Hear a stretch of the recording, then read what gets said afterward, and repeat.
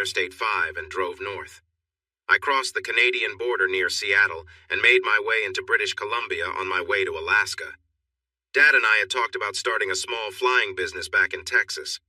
While I could have found a place for it in Texas, there were already many other airlines serving rural areas and bringing passengers to big cities. It would have been difficult. I wasn't interested in being a commercial airline pilot. I unfairly thought of airline pilots as just bus drivers in the sky. I wanted to fly small planes to places that hardly anyone visited, but I also wanted to make money. Alaska felt like the best place for that. In Alaska, I found a job quickly because everything was expensive there. I ended up flying small planes for a small company in Anchorage. Frederick Simpson owned a fleet of 6 otters he used to fly small groups of passengers to remote villages and deliver various goods. Working for Mr. Simpson was perfect for me. I gained experience in flying and running a small business. I'm not sure if time heals everything, but it does help cover up the hurts. The last couple of years had been quite something. I had caught my wife with her boss and his wife, and while I had let go of most of the anger, the end of our marriage still affected me. I also had many thoughts about what could have been with Mercedes and, to a lesser extent, Stephanie. Yet time was helping me deal with those feelings. Some memories still stung, but I was learning to accept things as they were. Almost a year after I arrived in Alaska, another birthday came around, and I had settled into a routine of flying almost every day. I had turned 31. In my father's words, I was old enough to know better but still young enough to take chances. I wasn't sure what those chances were, but it felt fitting. I flew an old but sturdy de Havilland single-engine otter to a new spot on the northern slope of Alaska, taking 9 tourists to a small village called Barron. Someone had decided it was the perfect place for people to see huge caribou herds, a coastline filled with ice year-round, and oil drilling nearby. I had no idea why people would pay to see that, but they did. Maybe it was just the excitement of the experience. This village had a restaurant that served sandwiches and soup for lunch. The furniture was new and functional, but the food was a bit questionable. In this company town, I often found myself visiting the local cafe and restaurant. As I sat down to eat what was called a chicken salad sandwich, I had my doubts about whether it was actually chicken. I hoped the onion soup next to my plate would taste better than the sandwich. "May I sit with you?" a voice interrupted. I looked up and was happy to see a young woman I had met a few days ago. "Of course, Miss Kincaid, please be my guest," I said, standing up until she was seated. Having company always made lunch more enjoyable. Sharon Kincaid looked to be in her late 20s, maybe around 27 or 28. She was fairly average in appearance, not unattractive, but not striking either. With a little makeup, she might have looked quite nice. She was about 5 inches tall, and while her clothes seemed a bit baggy, I had a feeling she had a nice figure hidden underneath. Some of her clothing choices were likely due to the chilly winds outside, even in summer. However, it seemed she preferred loose-fitting attire. I wished she would choose outfits that showed off her long legs a bit more. I have always liked women with long legs. "Sharon," she said as she settled into a chair across from me. "Sharon it is," I replied. I leaned in and glanced around the room. "Okay, no one's listening," I whispered playfully. "You can call me Matt," I added with a grin to show I was joking. "Smart Alec," Sharon said, looking at her sandwich as if it held secrets about its ingredients. "Wow," I responded. "We had just a few hours together on the flight, and now in just a few minutes. It seems like you know me well." She shook her head and rolled her eyes at my silly banter, but a small smile appeared on her face, lighting up her features and easing the stress I noticed earlier. I liked that. We talked, starting with our meals and then moving on to different topics. Her eyes were warm as she relaxed. They were hazel, a color I had never seen before. She also had lovely hands, well-shaped and delicate. After lunch, since we both had no plans and nowhere to be, we decided to take a long walk around the site. We ended up back at the dining facility just in time for dinner. Overall, it was a pleasant day for both of us. I didn't sense that she wanted to leave, which made me feel good. It seemed like we had connected quite well. I had gone on a few dates after Mercedes and Stephanie returned to their dance group in Philadelphia, but nothing really clicked. The next morning, I met Miss Sharon Kincaid for breakfast. We spent the day talking and exploring a small part of Alaska. It was nice. I enjoyed learning about her. Her eyes sparkled as she spoke, and her cheerful smile was lovely. That evening there was a dance organized by the resort in the restaurant. They cleared most of the tables and chairs, leaving just a few small ones around the edges. The middle of the room was now a dance floor with music from a DJ and a basic sound system. I arrived a bit late. I was flying the de Havilland the next morning and had spent a lot of time checking everything, making sure I had my navigation maps ready. There were many details to go over, and good pilots make sure to do all that before flying. When I got to the dance, I was surprised to see Sharon sitting alone at one of the side tables. I wondered why she wasn't dancing. There were many single men looking for partners, and Sharon was someone they would likely want to dance with. "Hi, Sharon, can I sit here?" I asked. I could tell she was happy to see me when her face lit up and she smiled warmly. She straightened up and motioned for me to sit down. Her smile was wonderful. She should do that more often. It made her eyes shine. She looked fantastic. She wore a blouse and slacks since skirts were not common in this area. Her long legs were covered, but she wore shoes instead of boots this time. I saw a glimpse of her ankle, which was nice. I ordered a Diet Coke instead of a beer. I wanted to be clear-headed for my flight. Sharon and I danced for most of the evening, taking brief breaks to chat while we sat at the table. Mercedes and Stephanie were professional dancers, and they had taught me a few basic dance steps during our time together. By then, I had become pretty good at keeping up with a lively partner. Sharon and I danced well together. I felt good being on the floor with her. Being with her was wonderful, and when the DJ announced the night was over, I was surprised at how quickly time had passed. I felt a mix of sadness and surprise on my face, and I knew she noticed. It pleased her to see that I didn't want the evening to end. We held hands as we walked back to her little cabin. After she unlocked the door, she turned to me and I wrapped my arms around her as if we had done it many times before. She tilted her face up and we shared our first kiss. It wasn't just a quick kiss, but it wasn't too intense either. It was nice. Her lips were soft, and I found myself wanting to kiss her again. Sharon, a bit shy at first, then more eagerly, put her arms around my neck and kissed me back. When we finally stopped kissing, she looked at me with a hint of worry in her eyes. "You know they call me the Ice Bitch Princess, right?" she said, clearly not fond of that nickname. I didn't know about that nickname and couldn't understand why someone would call her that. Holding her close, I looked into her eyes for answers. I noticed warmth there, but also maybe some sadness and loneliness. I understood. I felt a bit like that too. I said softly, "Well, anyone who calls you that never really knew you, did they?" I kissed her again, and this one lasted longer, as did the next. I finally pulled away because I didn't want to push her into anything she wasn't comfortable with. "I have to go now," I said gently. "I need to get some rest. We're flying tomorrow." She nodded, understanding, and gave me another quick kiss, gently releasing her hold on me. I smiled and walked away. I didn't hear her door close, which made me wonder if she was watching me leave. I didn't turn around, though. As I walked to the small room I had in the hangar, I thought that I might have found a way to spend more time with Sharon if I hadn't left. But I was also sure I didn't want to rush things. I liked her too much to risk ruining what we had started. Just as I was about to drift off to sleep, I realized I had called her Honey, and she hadn't minded. The next day, we took off at 9:18 for Fairbanks, a flight of about 400 miles. The plane I was flying could travel a bit over 500 miles when fully loaded, so we were all set. There were 10 people on board, including me.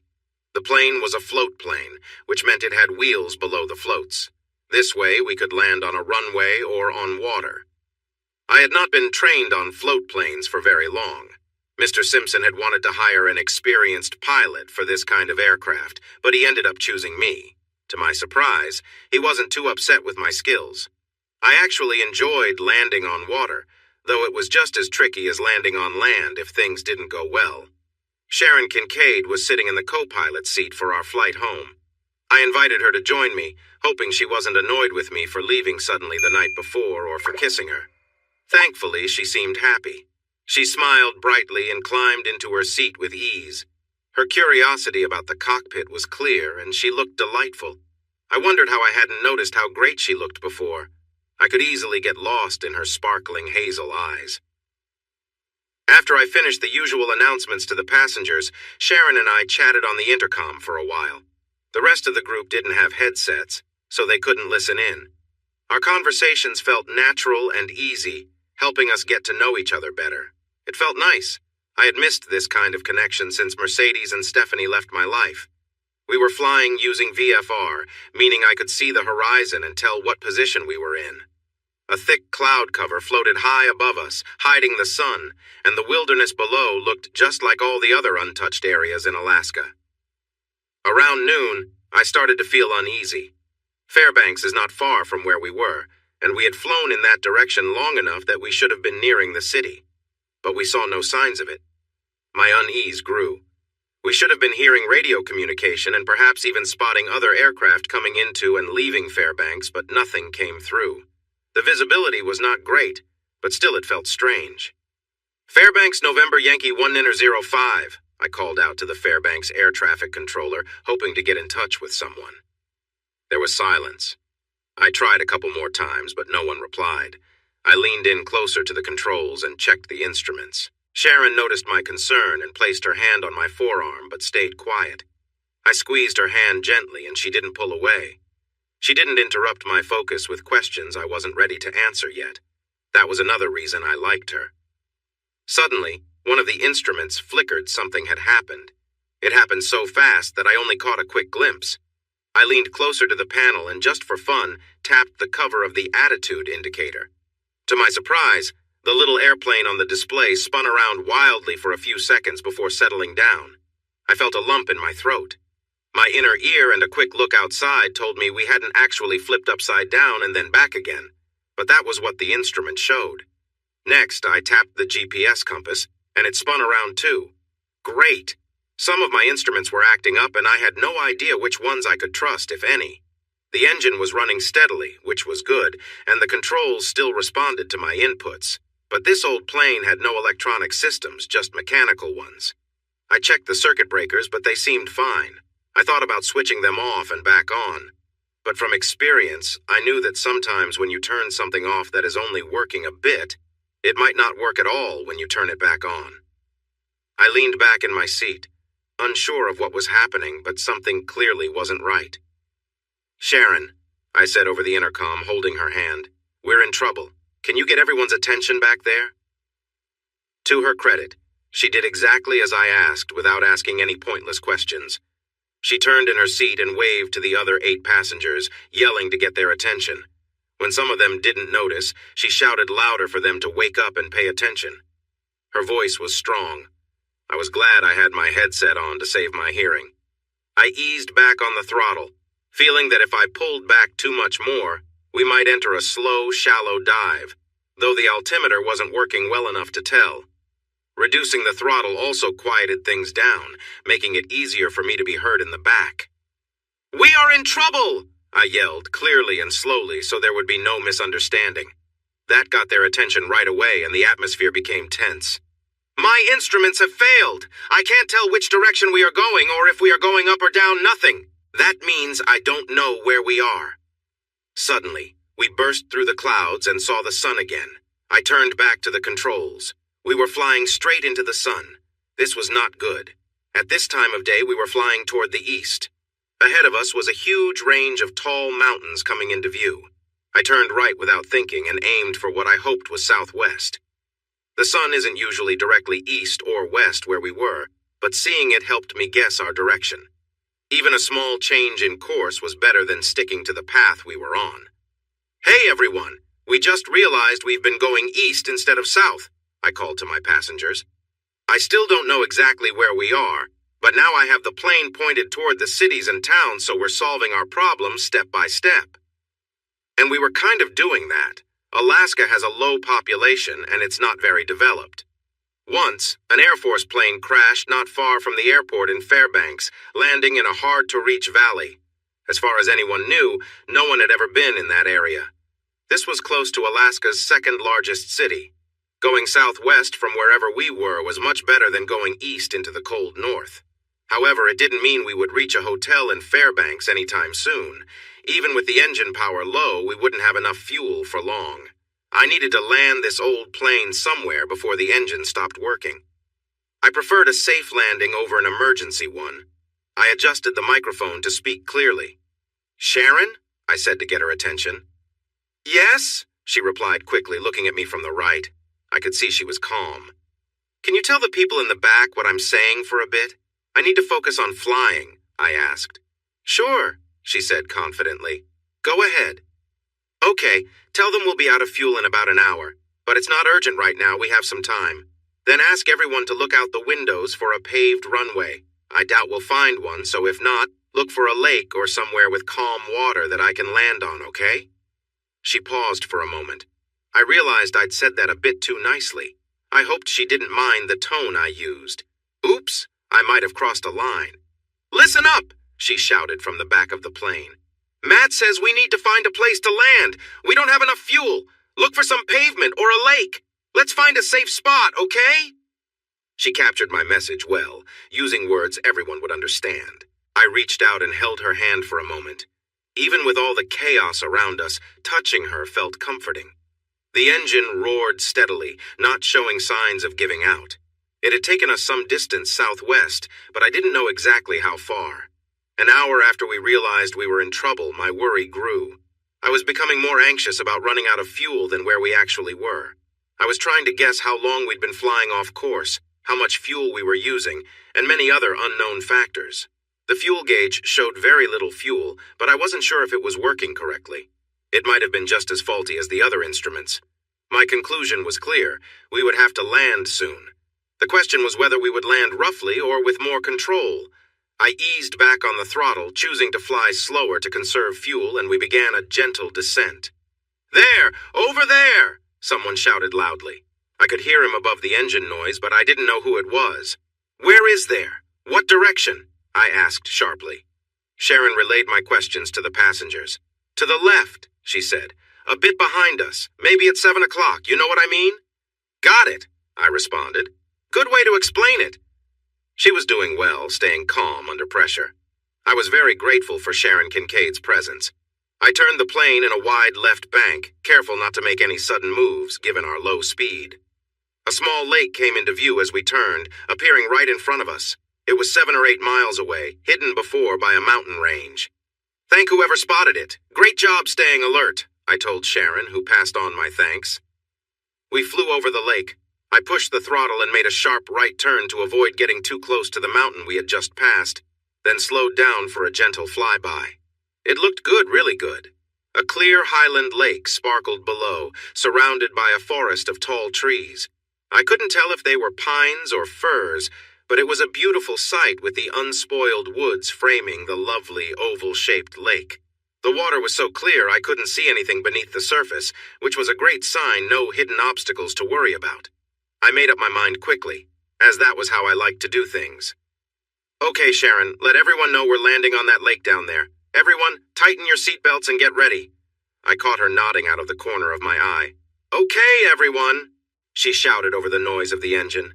"The captain has turned on the fasten seatbelt sign. Please make sure your seatbacks are upright and your seatbelts are secure. We're landing soon, so hold on tight." I couldn't help but smile. Sharon was an amazing person, and I enjoyed being around her, even in a plane that was about to land.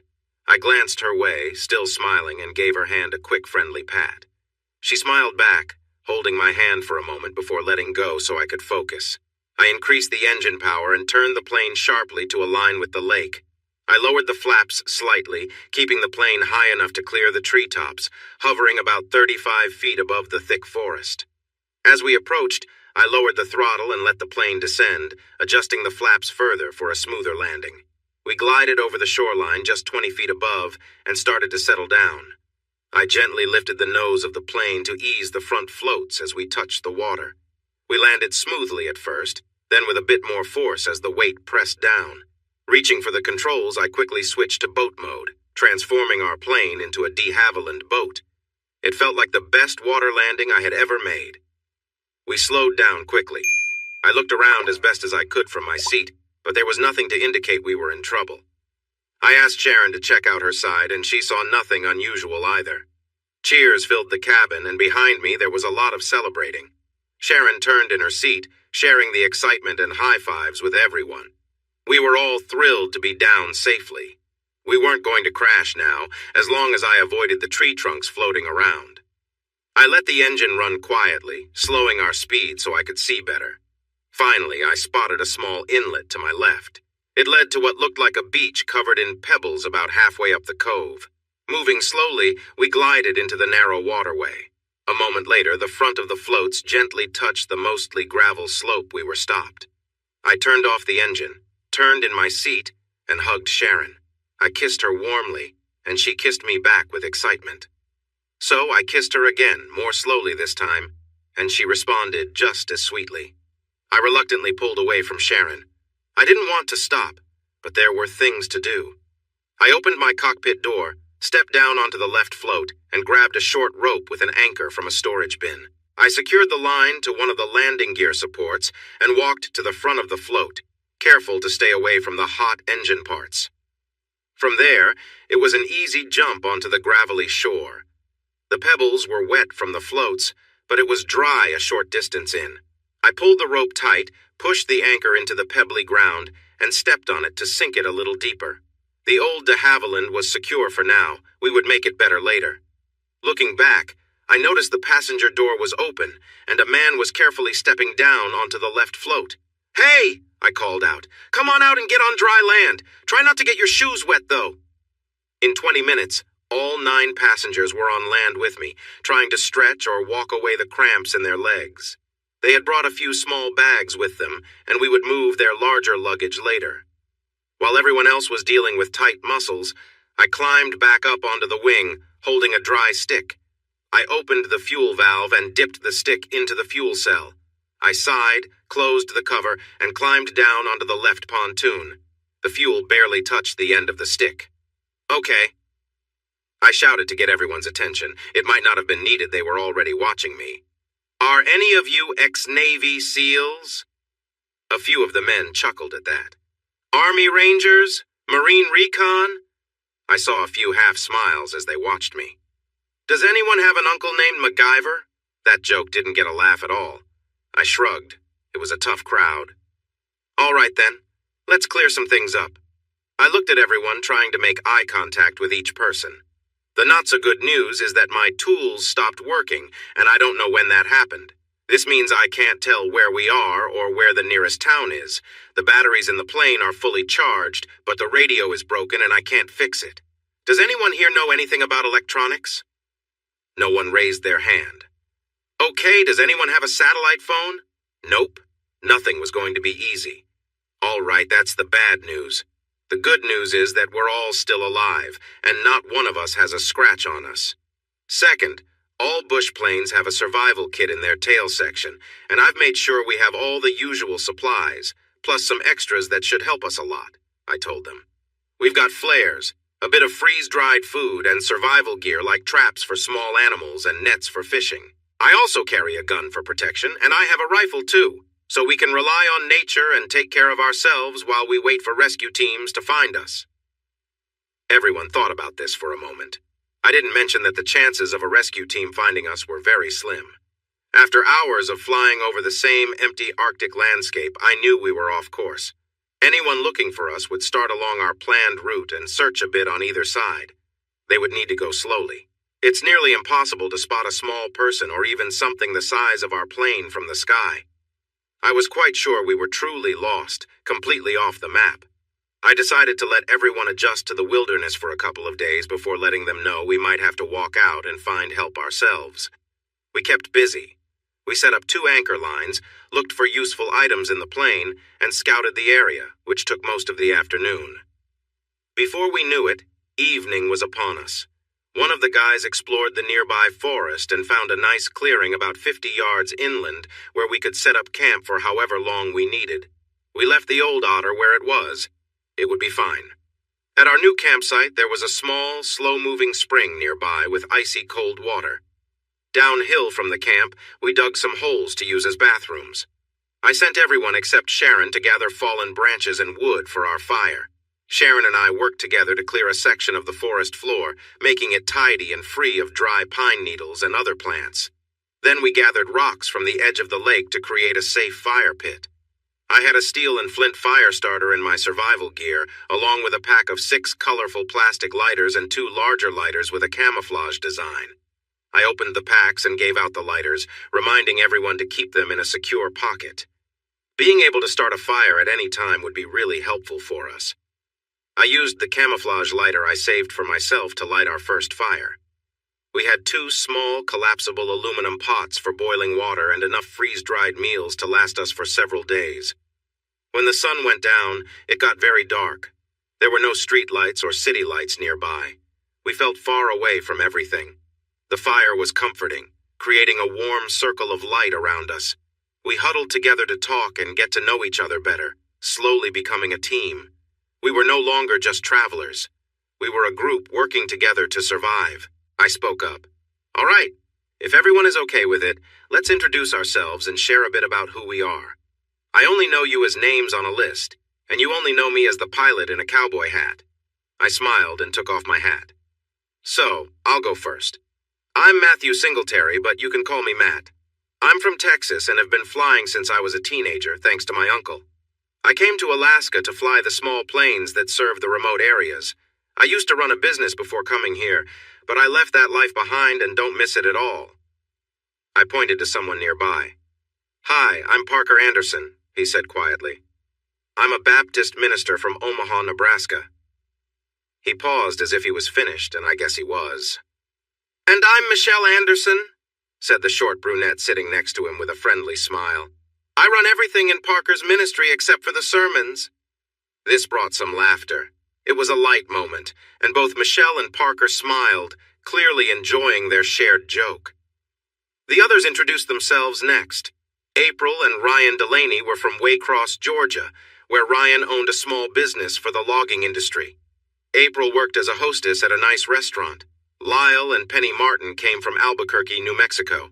They both worked in banking. They met at a bank where Penny worked as a cashier and Lyle was a loan officer. Spencer and Wendy Carlisle owned a successful river rafting business in Colorado. I'm Sharon Kincaid. She introduced herself when it was her turn. I live in Anchorage. I only do some volunteer work here and there, she explained. People call me the Ice Princess, but that's not true. I'm just very selective about who I spend time with. She looked around the group. I think I'm going to like everyone here. No foolishness at all. She smiled, but her eyes didn't show much joy. After a few more words, she went quiet. I looked around the group and then up at the sky. The stars were shining like tiny diamonds in the dark. Okay, let's find out which way is north, I said thoughtfully. There's the Big Dipper, there's the little one, and that star at the end of the handle is the North Star. We should mark. Sharon was pulling a long, straight branch and laid it down near the campfire. I took a shorter stick and made small marks in the earth to show east and west. In the morning, we would know roughly where we needed to go. After talking for a while, I collected some small branches to prepare for my sleeping bag. Sharon returned to the fire-lit area and watched as I set up my gear a few yards away from her tent. I had a sleeping bag made for cold weather in my survival kit, but I didn't have a tent. Everyone else had sleeping bags and lightweight tents from their trip to see the caribou. Not having a tent didn't worry me much. The tall trees around us would help shield us from any rain. What are you doing? Sharon asked with a hint of amusement in her voice. Oh, well, the branches and leaves will keep me off the ground and they'll be softer than bare earth, I replied. I know that, Sharon said a bit impatiently. I have some under my sleeping bag too, she continued. And it's inside a tent, she added. Don't be silly. Get in the tent where you'll be dry and can actually sleep. Oh, I'll be fine, I answered. The trees will block most of the rain. There won't be any rain inside my tent, Sharon replied calmly. Her face was lively, and even in the soft firelight I could see she was a bit pink in the cheeks. Her eyes were wide as she dealt with someone she had previously called a fool. With her hair blowing softly in the gentle breeze, she looked beautiful. Yes, dear, I said with a smile. She laughed lightly, and it didn't sound mean.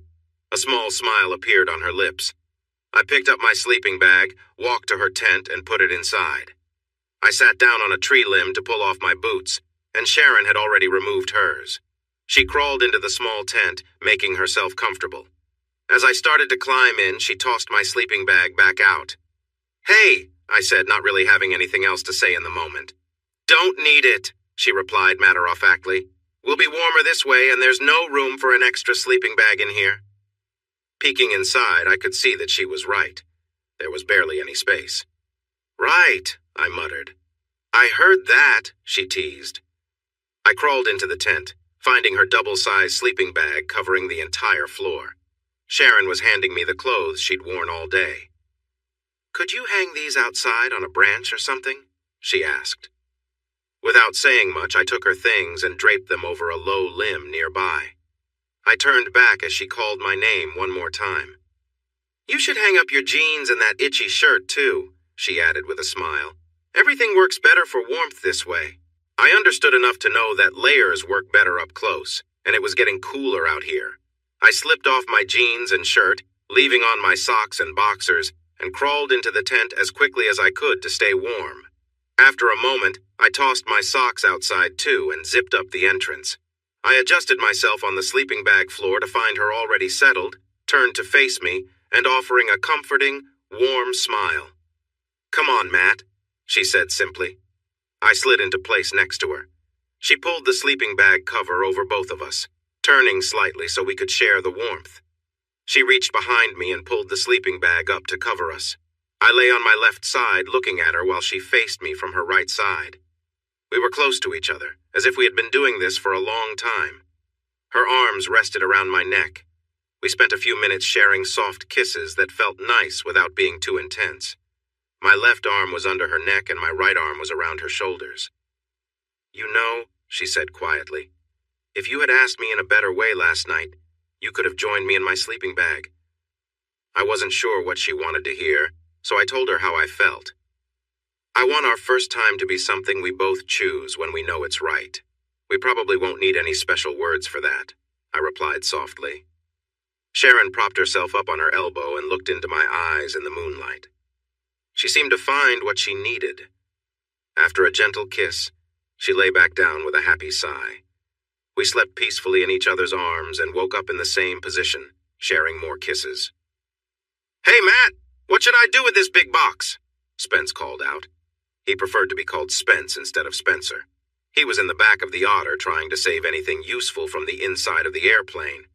At first, I wasn't sure what he meant. Then I saw him lift a large package from the last seat in the cabin. It looked somewhat heavy. I adjusted the weight on my hip. A lot of people in Alaska carry items for protection, but I was still getting used to it. "I have no idea. Bring it here and let's see," I replied. I recalled that the box was given to me to deliver to an old friend at a drilling company in a nearby area. When I tried to reach him, I learned he had already left 3 days before I arrived, so now I needed to bring the box back with me. When Spence opened the package, we found it filled with bars of soap and toothpaste. We divided the items and added them to our backpacks. On our second day, we continued to settle into our new spot in the wilderness. Reverend Anderson, who asked us to call him Parker, was very enthusiastic about fishing. He took charge of the gill nets in my survival gear and caught enough fish for dinner. He caught so many fish that we could have fed a bigger group, so we didn't have to touch our precious freeze-dried meals that night. We all felt comfortably full. That night, Sharon and I shared her sleeping bag and tent again. None of the married couples seemed to notice that 2 single members of the group were getting along well. It was a nice setup for me, and I think Sharon felt the same way. The next day marked our 3rd day of survival in a remote area that could be Alaska or maybe northwestern Canada. It felt similar to the day before, except people were starting to get restless. At lunch, which was more fish cooked on flat rocks over the fire, I decided to address a topic I had been avoiding for 2 days. I explained that we probably wouldn't be rescued because we were too far from any search areas. Next, I suggested that we needed to save ourselves by hiking out of the mountains to find civilization. The group accepted this idea well. They were all smart adults, and the reality of our situation was clear. In fact, everything went so smoothly that I didn't need to convince anyone. We began sorting out our gear and putting items into our backpacks to see what we could carry on a long hike. I had the only large backpack while everyone else had smaller day packs from their trip to see the caribou. I would be carrying more than my fair share of our shared belongings. On the bright side, my backpack was designed to carry heavier loads comfortably, which would make it easier to carry more gear than they could. I was adjusting my backpack, preparing to put it on, when a loud, terrifying scream erupted from the camp behind me. It was a scream filled with pure fear and unmistakable sound. I quickly let my pack drop, unbuckled the strap holding my revolver in its holster, and took it out as fast as I could. There was a bear just outside the camp, not a small black bear, but a large grizzly, around 8 feet tall and very heavy. It was moving into our camp between Sharon's tent and the Delaney's colorful one, casually wandering until the scream startled it. The bear stood up on its hind legs and sniffed the air, seemingly not pleased by the smell. He felt we were intruding in his space, and it was clear he didn't like it. Everyone on that side of the campfire quickly ran to safety. The bear was not fond of the fire and moved away from it, which put him right in my path. I felt uneasy about that. Holding my revolver with both hands, just as I'd been taught, I prepared to defend myself, aiming at the bear's head. Anywhere else, he would just keep coming no matter what. Shooting at his head wasn't much better. It felt like bouncing bullets off a tank, and it only made him angrier. He opened his huge mouth and let out a loud roar, and that gave me a brief moment to act. I had heard that grizzlies could be taken down if you hit them in a vulnerable spot, like the eyes. I aimed for his open mouth, hoping to hit a tooth with my .357 bullet that could reach his brain and stop him. His head was moving, which made it hard to aim. He took all 6 shots from my pistol, and I quickly backed away, opening the cylinder to search for loose bullets in my jacket pocket. Suddenly, Sharon handed me the rifle from my survival gear. She took my pistol at the same time, her hand rummaging in my pocket as I turned with the rifle. The Remington 700 is a bolt-action rifle, so I couldn't shoot as fast as before, but when a .300 Magnum hits something, it causes serious damage even to an 8-foot-tall grizzly. The first shot hit the top of his skull, and the second one chipped a piece off his forehead. Since I couldn't hit his mouth, I aimed the third bullet at his chest, which rocked him back. He wobbled slightly, touched the wound, yet kept coming. I dropped the magazine. I didn't have another one ready. There was a spare in my backpack, but I doubted we had time to grab it. I needed to load some bullets in the magazine I had and hoped he would back off while I did. Sharon handed my revolver back and took the rifle. I moved closer, taking a few steps forward. Mr. Grizz noticed and adjusted to face me. I knelt on the forest floor to aim upward. Out of the corner of my eye, I saw Sharon beside me, ready with the rifle. She must have found the spare magazine and reloaded. I needed to shoot carefully, focusing on my aim and taking my time.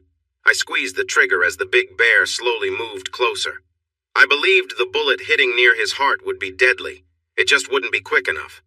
My next shot went in right at the upper gum line and angled upward, hitting just as I needed it to. The grizzly collapsed, his brain incapacitated. The large animal dropped heavily to the ground, landing about 12 feet away from where I was crouched. An hour later, we decided to pack up and leave the campsite behind for good. I mentioned it as an option, but everyone quickly agreed, and we began packing up right away. The bear had been bleeding for a while, and though my earlier shots didn't stop him immediately, they caused enough injury that he left a trail of blood around the area. The scene was a mess, with blood pooling under the bear and splashes of it marking the ground around him. It was clear that scavengers would pick up on the scent soon, and none of us wanted to stay around to find out. We took down our tents and stowed them on top of our backpacks, just as we'd practiced. All our other supplies were packed away or tied to our bags. Without lingering, we started moving southwest, heading toward a peak visible on the horizon. We kept moving until the sun dipped low in the west. After stopping for an hour, we built a small fire to boil water from a nearby creek. Once the water was ready, we poured it into our freeze-dried food packs for a quick meal. After we finished, we put out the fire and continued walking for another hour until the fading light made it hard to see where we were stepping. As darkness set in, we cleaned up as best we could in the creek, the soap from our supplies helping to lift our spirits a little. We found a clear hilltop close to our route and set up camp there, choosing it because it offered a clear view and reduced the chances of animals sneaking up on us. Gathering firewood, we built a larger fire not because we needed the warmth, but because the light helped us feel safer in the vast wilderness around us. That night, when I crawled into the tent, we settled down, both exhausted from the day. Lying quietly, we tried to rest, letting the warmth and security of the tent bring us some peace as we prepared for the days ahead. She locked her legs around me, urging me to go deeper. There was nothing complicated about what we were doing. It wasn't a romantic moment. We were two people sharing a basic connection, reminding each other that we were alive when we could have easily not been. Sharon let out a low sound, pressing her face into a corner of her sleeping bag to quiet herself. When I felt her body respond, I couldn't hold back, and I followed her lead. I slowed down, resting on my heels, but I kept going. Sharon pressed her feet firmly on the tent floor, and I moved with purpose, but gently. Once she caught her breath, she began to seek that feeling again. I picked up the pace a bit, going deeper as she pushed against me eagerly. In a few moments, we were back in the rhythm, both aiming for that high point again. When we were done, Sharon pulled the edge of her sleeping bag over us, and we settled close together, her warm breath on my chest, the scent of her hair surrounding me. As dawn approached, Sharon woke me up, gently shifting on top of me and trying to be quiet. When we both found that moment, she leaned forward, and then we drifted back to sleep. "We'll need to share your sleeping bag tonight while mine dries out," Sharon said with a playful smile the next morning. "But mine is just a bit small, not like your big one," I replied. "So?" She giggled. I understood. We weren't trying to avoid each other while sleeping anyway. Plus, I didn't want to deal with a wet spot. Her sleeping bag definitely needed some fresh air. It wasn't just ours that needed airing out. Apparently, all the other couples in camp had also been having their own moments of connection. We were all a bit tired, but felt good. Everyone smiled at one another. We heated creek water in 2 aluminum buckets, mixing the hot water with cool water to clean up from the previous night's events. This began a routine we would keep, trying to stay clean in our circumstances. The soap we found in the plane helped a lot. Cleaning up took us a couple of hours, but it was worth it. Washing off led to another habit. We stopped worrying about the usual rules of modesty. Living close together made it hard to be modest. We were still shaken from the bear attack and had no plans to forget it anytime soon. We dug holes for our waste, and when someone needed to go, someone else stood guard. We thought this was necessary, so we didn't feel the need to discuss it further. Our modesty took another hit when we realized we would have to change into sleepwear every night. No one wanted to sleep in the sweaty clothes we wore during the day. Getting ready for bed meant we'd wake up the next morning without any clothes on and then put on fresh shirts and pants when it was light out. Our tents were small, barely big enough for 2 people lying down, making it impossible to change clothes inside. So we had to change in public. We each had a few sets of clothes, and we washed the dirty ones in the river, but that could only help so much. The Reverend Parker Anderson, our 27-year-old resident theologian, never complained about the situation. In fact, he and his wife Michelle were doing the same things we all were. I liked Parker. He always stayed positive and was ready to talk to anyone who felt down. I asked him if I could call him Padre. I had read that chaplains on Navy ships during World War II were often called that, no matter their faith. Parker didn't mind at all, and the nickname quickly stuck within our group. It just felt right. The day after the bear attack marked our first full day on the trail, hiking towards safety and civilization. The day before, we hurried away from the bear, wanting to put as much distance between us and it as possible. We succeeded, but we had sore legs and aching backs that first morning. We didn't travel more than 10 miles that day, even though we hiked for 12 hours. It was easier since we walked near a river for most of the journey. That was good. We needed a break as we adjusted to the physical challenge. We were lucky to have a fit group of men and women, but we weren't used to long-distance hiking. It took our bodies a couple of weeks to get used to being active all day, climbing hills, and navigating the rocky riverbanks. After 3 weeks, we had settled into a rhythm and no longer had to struggle with tired muscles each morning. As we continued, each of our unique traits began to show. Penny Martin worked in banking, just like her husband. In high school, she had done track and field, and she kept running as an adult. She found it easy to hike all day and could have easily outpaced all of us if she had tried. Her husband, Lyle, loved fishing too and often worked with the gill nets. Whenever we were by a creek or river, he and the Padre made sure we had fresh fish to eat thanks to their skills. Ryan Delaney was the best cook in our group and took on that job full-time. He would cook whatever Lyle and the Padre caught, as well as any game others brought back. As we walked, we picked berries and wild onions from along the trail to add to the meals Ryan prepared. I was the designated hunter. I would take the Remington rifle and step away from the group, trying to hunt a deer or moose. I started with 30 rounds and had already used some, so I was very careful with the rest, aiming to get as close to my target as possible. Sharon became our camp guard, usually carrying my .357 Magnum to accompany people to the latrines we had dug or to keep an eye on those gathering berries. Everyone found ways to help out as we worked toward our shared goal. About a month into our journey, I was out front with the rifle, hoping to find a deer or moose for dinner. We wanted to smoke some meat to take with us, so I was also searching for firewood. I followed one of many game trails that twisted in all directions. As I moved down a ridge, I spotted 2 healthy deer about 100 yards away, seeming to lick at a rock. I was downwind, creeping low and slow so they didn't know I was there. The larger deer raised its head to look around, and I froze, worried that I might have scared it. Crouching behind a small boulder, I had a clear view through my scope and knew just where to aim. The big deer took a few steps toward me, and I stayed calm. I took a deep breath, exhaled, and gently squeezed the trigger. The loud shot echoed through the mountains.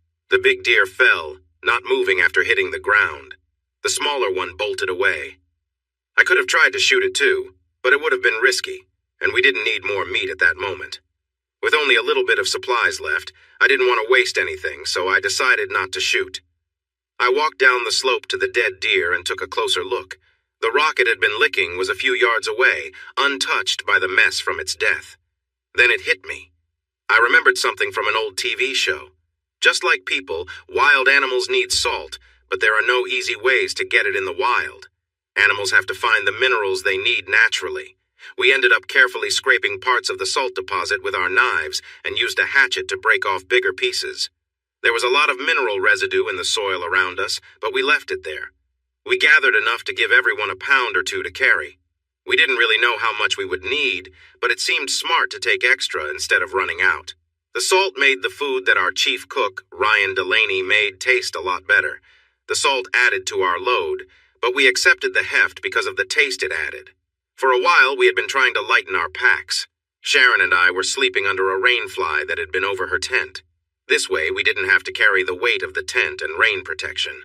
We had gotten rid of my sleeping bag and were only using her larger one to save more weight. Everyone else was doing the same.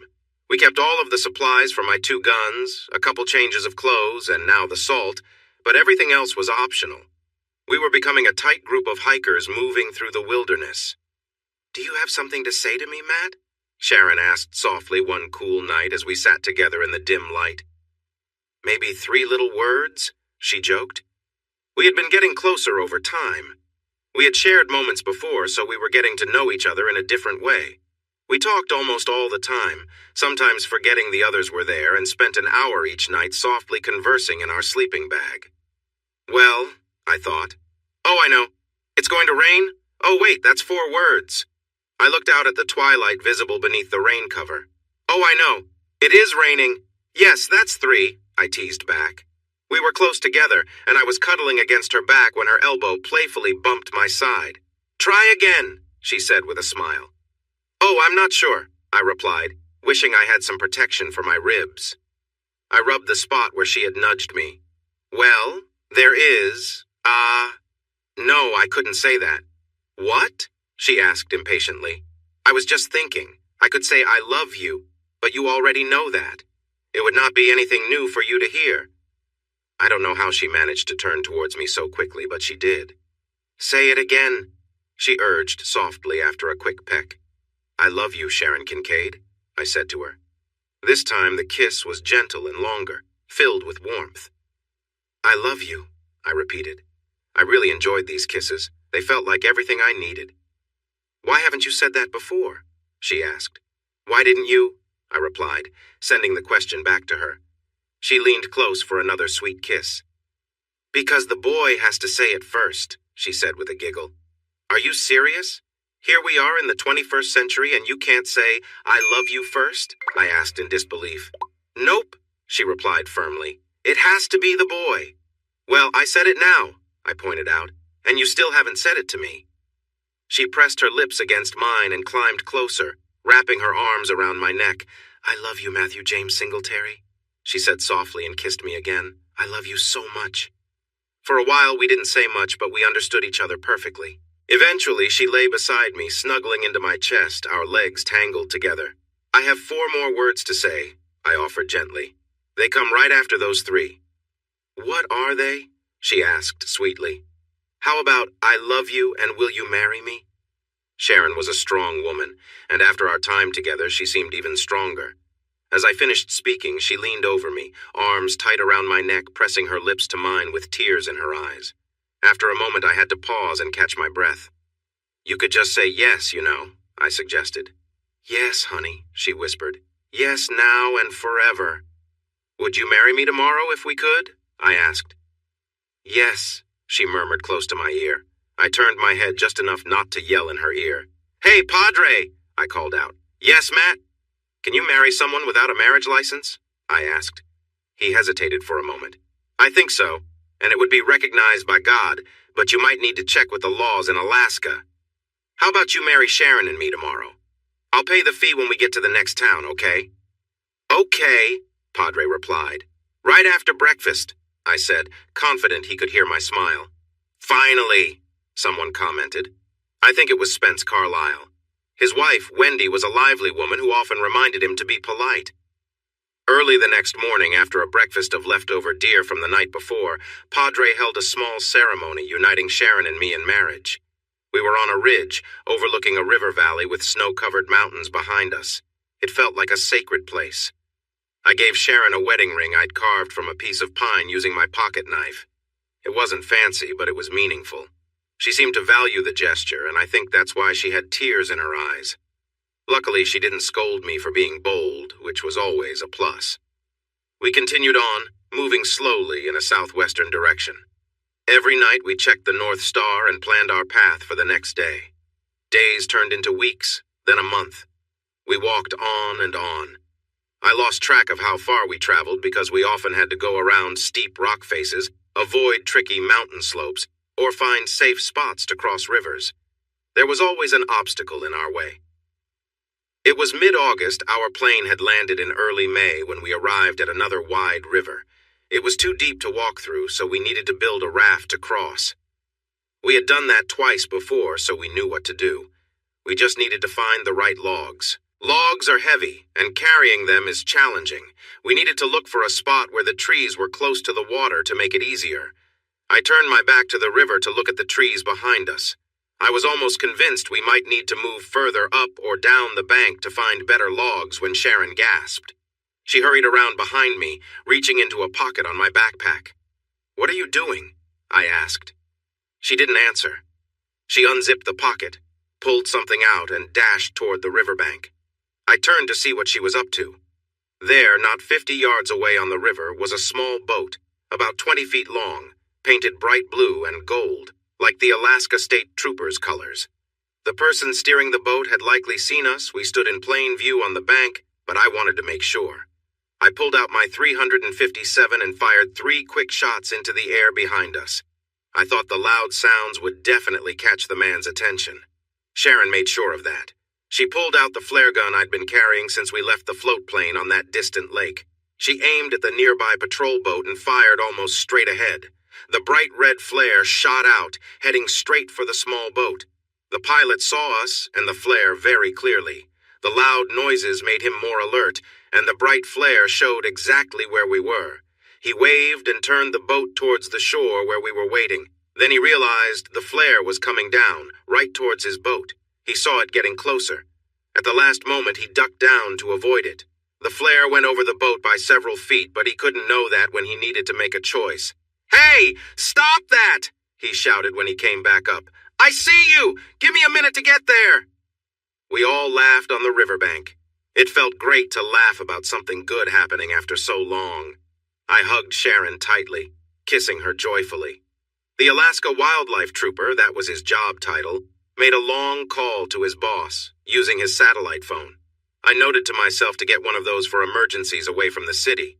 Trooper Adams shared our names and details with his supervisor while I guided him. He arranged for a large helicopter to bring us back to Fairbanks. It turned out our journey from the wild to the town wasn't too bad. Even if the trooper hadn't found us, we would have come across roads to small towns soon. Those roads would have been just a few days away along the river. That felt good. We were just a normal group of people. But we had done something amazing. We had saved ourselves. Sharon once mentioned her father had some money, but I never asked how much. It didn't really matter to either of us. It seemed her father had quite a lot of money, and his property helped us right away. He owned a large, nice hotel just outside Fairbanks. After the state troopers were satisfied with the initial report about my plane landing and how we managed, we got a ride from a kind secretary in their office who lived near the hotel. As we walked into the lobby, we instantly felt out of place. Our clothing was worn out and a bit ragged, and we smelled pretty strong. Out on the trail, we blended in because everyone else was in the same boat. But in this fancy hotel lobby, we clearly stood out. We paused for a moment, trying to figure out how Sharon would reach someone in her father's business world. It was the second day of September, and we had been missing, presumed dead, for almost 4 months. We weren't quite sure how to say we were back and ready to live again. Sharon solved that problem quickly. She spotted a tall woman in a dark gray business suit and a white blouse walking towards us, followed by a group of other professionals. "Teresa!" Sharon shouted. "Teresa! Over here!" The woman didn't look our way. She heard Sharon because I saw a few people in her group turn to look, but the woman didn't respond. That really upset Sharon. "Teresa Cunningham, you need to pay attention to me," she yelled. That certainly got a reaction. The woman turned, surprised, and quickly found an angry Sharon. Her mouth dropped open, and a shocked look crossed her face. She instinctively handed her phone to a man behind her, expecting him to take it. He caught it, but not without some trouble. Teresa walked towards us, and Sharon rushed to meet her halfway across the lobby for a big hug. I followed along at a slower pace. The two women were emotional, and Sharon was trying her best to explain the long journey we had all taken back to civilization while wiping away tears. It wasn't going smoothly. I touched Sharon's arm, and she turned to me. "Teresa has always been a great friend," she said warmly, before turning back to Teresa. "Terry, I want you to meet my husband, Terry Matt Terry." I reached out my hand. "Nice to meet you, Miss Cunningham," I said, remembering how Sharon addressed her earlier. Teresa seemed a bit confused. She looked from Sharon to me and back several times. "Sharon? Husband? Oh my gosh, when? How? I mean, where did—" Sharon saw her confusion and took pity on her. "Terry, there's a lot to catch up on, but for now, could you help us get a room? We're tired and really need a shower." "Yes, maybe even 2, I added. Sharon smiled up at me. "Maybe more," she said. "Oh yes," Teresa replied. I couldn't tell if she was reacting to our strong smell or to Sharon's suggestion. "Simon," she called out to her group that had been following her across the lobby. "Put Sharon Kincaid, put Mr. Kincaid's daughter and her husband in the penthouse. Now!" Simon seemed to be the hotel manager because he quickly approached the check-in desk, talking fast and making hand gestures to the hostess. Moments later, he returned with a key card for us. He gathered the 3 of us and led us to what appeared to be the VIP elevator. Before the doors opened, he swiped the card on a device next to it. The elevator stopped on the 15th floor, and Simon guided us to a pair of tall double doors that opened into a large suite. Inside, Sharon and I sat on one of the 3 sofas in a sitting area, which was a few steps down. Miss Cunningham was on another sofa, facing us. I felt a bit uneasy because I had been sitting on hard surfaces for months. I promised myself to get used to being comfortable again. "Risa," Sharon started. It seemed she and Miss Teresa Cunningham were friends before all the recent events. "Risa, Matt and I, we tried using our credit cards, but they've all been canceled. I think Matt has a few bills that got wet, but I have no cash at all. Could you ask Uncle Cal if we could get a couple of company cards until we can until we can get our lives back in order?" "Oh," Sharon added, "and I need to call Mom and Dad to tell them I've returned home." Teresa went bright red. "Of course, dear," she replied quickly. "I'm so sorry. I've just been shocked, and I can't think straight." She looked embarrassed for not having suggested those things sooner. "Here, sweetie," she said to Sharon, handing over her phone. "It's unlocked. Your parents' numbers are saved. While you talk to them, I'll call Cal and get things started, okay?" Sharon took Teresa's phone and scrolled through the contacts to find the number she wanted. This left me and Miss Cunningham looking at each other. We studied one another for a moment. Teresa Cunningham was a striking woman, probably in her early 40s. She had dark eyes and calm features. Her raven black hair was almost shoulder-length, framing her kind face. I guessed she was a high-ranking executive based on her confident presence. I leaned closer to her while Sharon was on the phone with her mother. "Miss Cunningham," I began. "Please, call me Teresa," she said with a warm smile. "Then I'm Matt Matthew James Singletary, to be exact," I replied with a smile of my own. "If I may. Could we, Sharon and I? Is there any way to get a line of credit or something from the shops on the lower level? We'd gladly pay it back as soon as we can. We both really need some clean clothes. We're starting to feel uncomfortable, not just for ourselves, but for everyone around us." "I'm sorry, Matt. This is so frustrating. I'm better than this. I'm just in shock." She stood up and walked to a small table by the door. She picked up the house phone.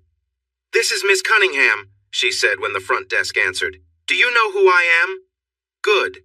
Do I need to ask for Simon Humphrey, or can you help me?" "Great. Could you please find Mr. Charles and Miss Reardon and have them come to the penthouse right away? Also, can you arrange for lunch to be sent up for 3? Something big, please, big portions, all right?" She looked at me and raised an eyebrow. "Big portions? For 2 very hungry people," I joked with a smile. "And lots of drinks. But no plain water. We've had enough of that for a lifetime." She smiled at that and started to relax a bit. She passed on the final details to the person on the other end. "Yes, that will be all for now, thank you," she said, hanging up. She pressed a button and listened for a moment before dialing again. "Donna," she said once she was connected. "Is Cal available?" "Yes, please interrupt the meeting. This is really important. I'll wait." It was only a few seconds. "Cal, if you aren't sitting down, you should sit. You won't believe this Sharon Kincaid is alive," she exclaimed to Cal. "Yes, I'm here in Fairbanks in the penthouse suite with her and her husband right now. Yes, husband." She glanced at me and smiled slightly. "I don't know, Cal. There's so much I still don't understand." She looked at me again. "Maybe temporary credit cards or a cash advance?" I suggested quietly. She nodded in agreement. "Cal, can you arrange for a couple of corporate cards for Sharon and her husband Matt Singletary to use until their personal cards are back?" "Yes, Singletary. Matthew Singletary. Perfect. And can you have them delivered by courier? That would help. Oh, can you also call Mr. Kincaid and share the news? Awesome. No, that should be all for now. Thanks so much, Cal. Goodbye." "Hi, Mom?" Sharon said into Teresa's phone. There was a long pause. "Mom?" She waited a moment more, then pulled the phone away from her ear and looked at the screen. "Mom?" she asked again, then sighed loudly. "Hello?" She looked at me, clearly confused. She answered, Sharon explained, and then there was just silence. "Hello?" "Yes, Jenny. It's Sharon. Yeah. Yes, it's me. We all just walked out of the mountains after the plane crash." "She fainted. Mom fainted," Sharon told us quietly, while she listened to the distant voice. When I was about to say something about her comment, she waved her hand at me and stuck out her tongue with a smile. Since our return to civilization, I had been getting increasingly annoyed when people called what happened a crash, because that was not the right word. Sharon knew it was bothering me. I turned my focus back to Teresa Cunningham, who was observing me too. "So, Miss Cunnin Teresa," I corrected myself. "What do you do for Mr. Kincaid?" "I'm a consultant of sorts.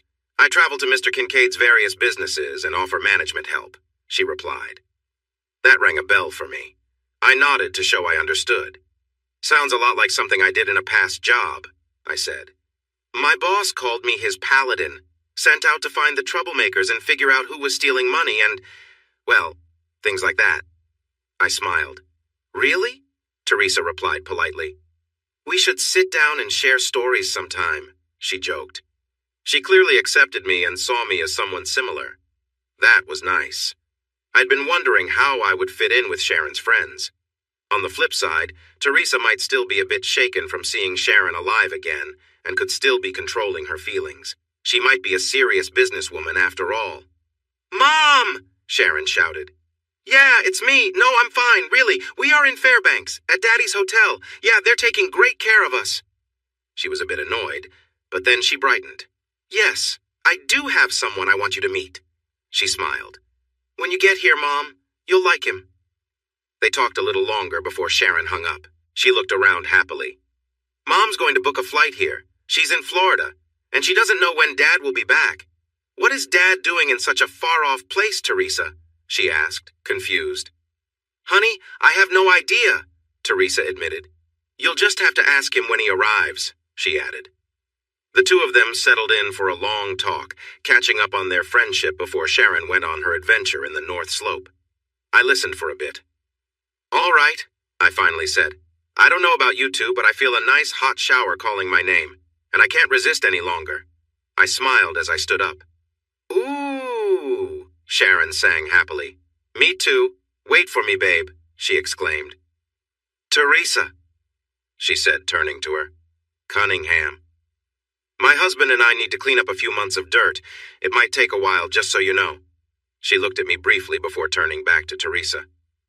And if we find something nice under all that mud, we might stay a bit longer, okay? She said, hinting at things not said openly.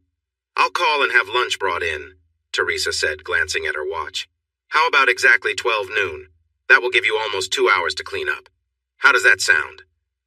I looked at the clock on the wall and gave Teresa a quick thumbs up. I hurried to catch up with my wife as she headed for the big bathroom. I arrived just in time to help pack clothes we wouldn't wear again into plastic bags we found in the closet. We would find a fire pit for them later.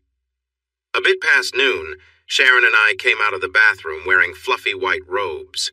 On the table near the balcony door, we found 2 large trays filled with food and drinks. A couple of young interns that Miss Cunningham had called for were standing nearby.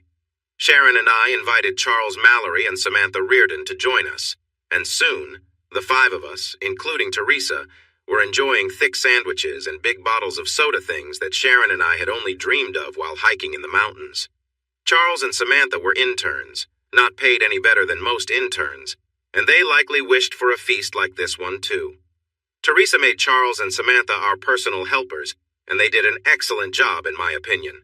They quickly found my parents' location and phone number because I didn't have it.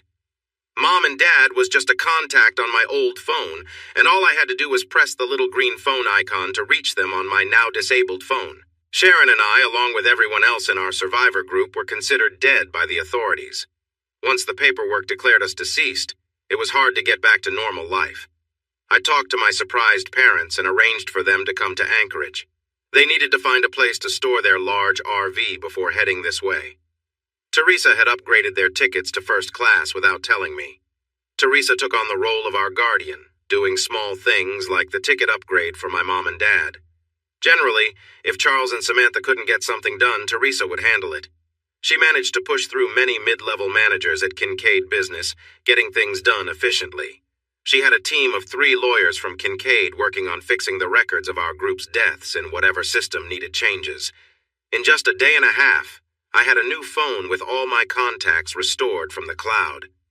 I was once again a pilot recognized by the federal government, my Alaska driver's license was updated, and my bank accounts and credit cards were back in use. Everything was in order. They even brought tailors to measure me for a whole new set of clothes. I complained a bit. First, I could pay for what we needed myself. Second, I didn't see the point in having custom-made jeans and shirts. Plus, Sharon and I were both going to gain a little weight now that we weren't constantly hiking every day.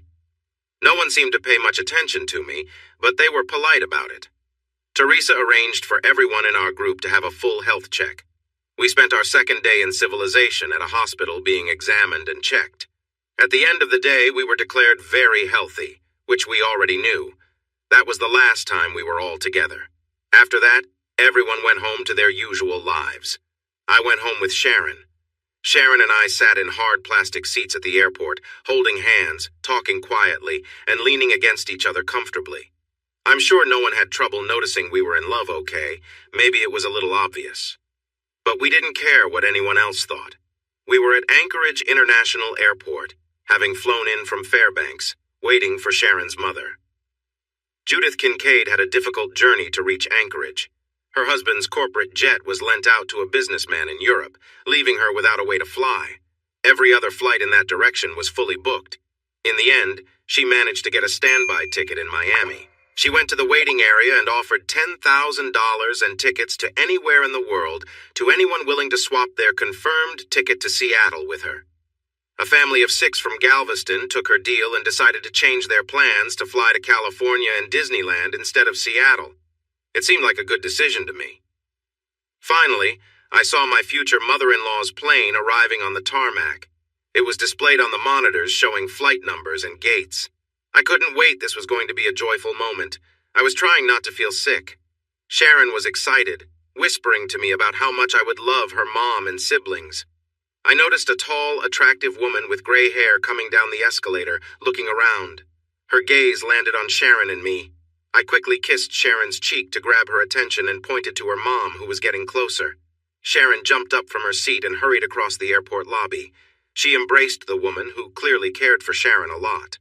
I walked slowly, giving them a moment to connect again. Judith Kincaid watched me closely as they hugged. Sharon had told her mom over the phone that she had a husband, so it wasn't a total surprise, but this was our first time meeting in person. I placed my hand gently on Sharon's back, and she stepped out of her mom's hug.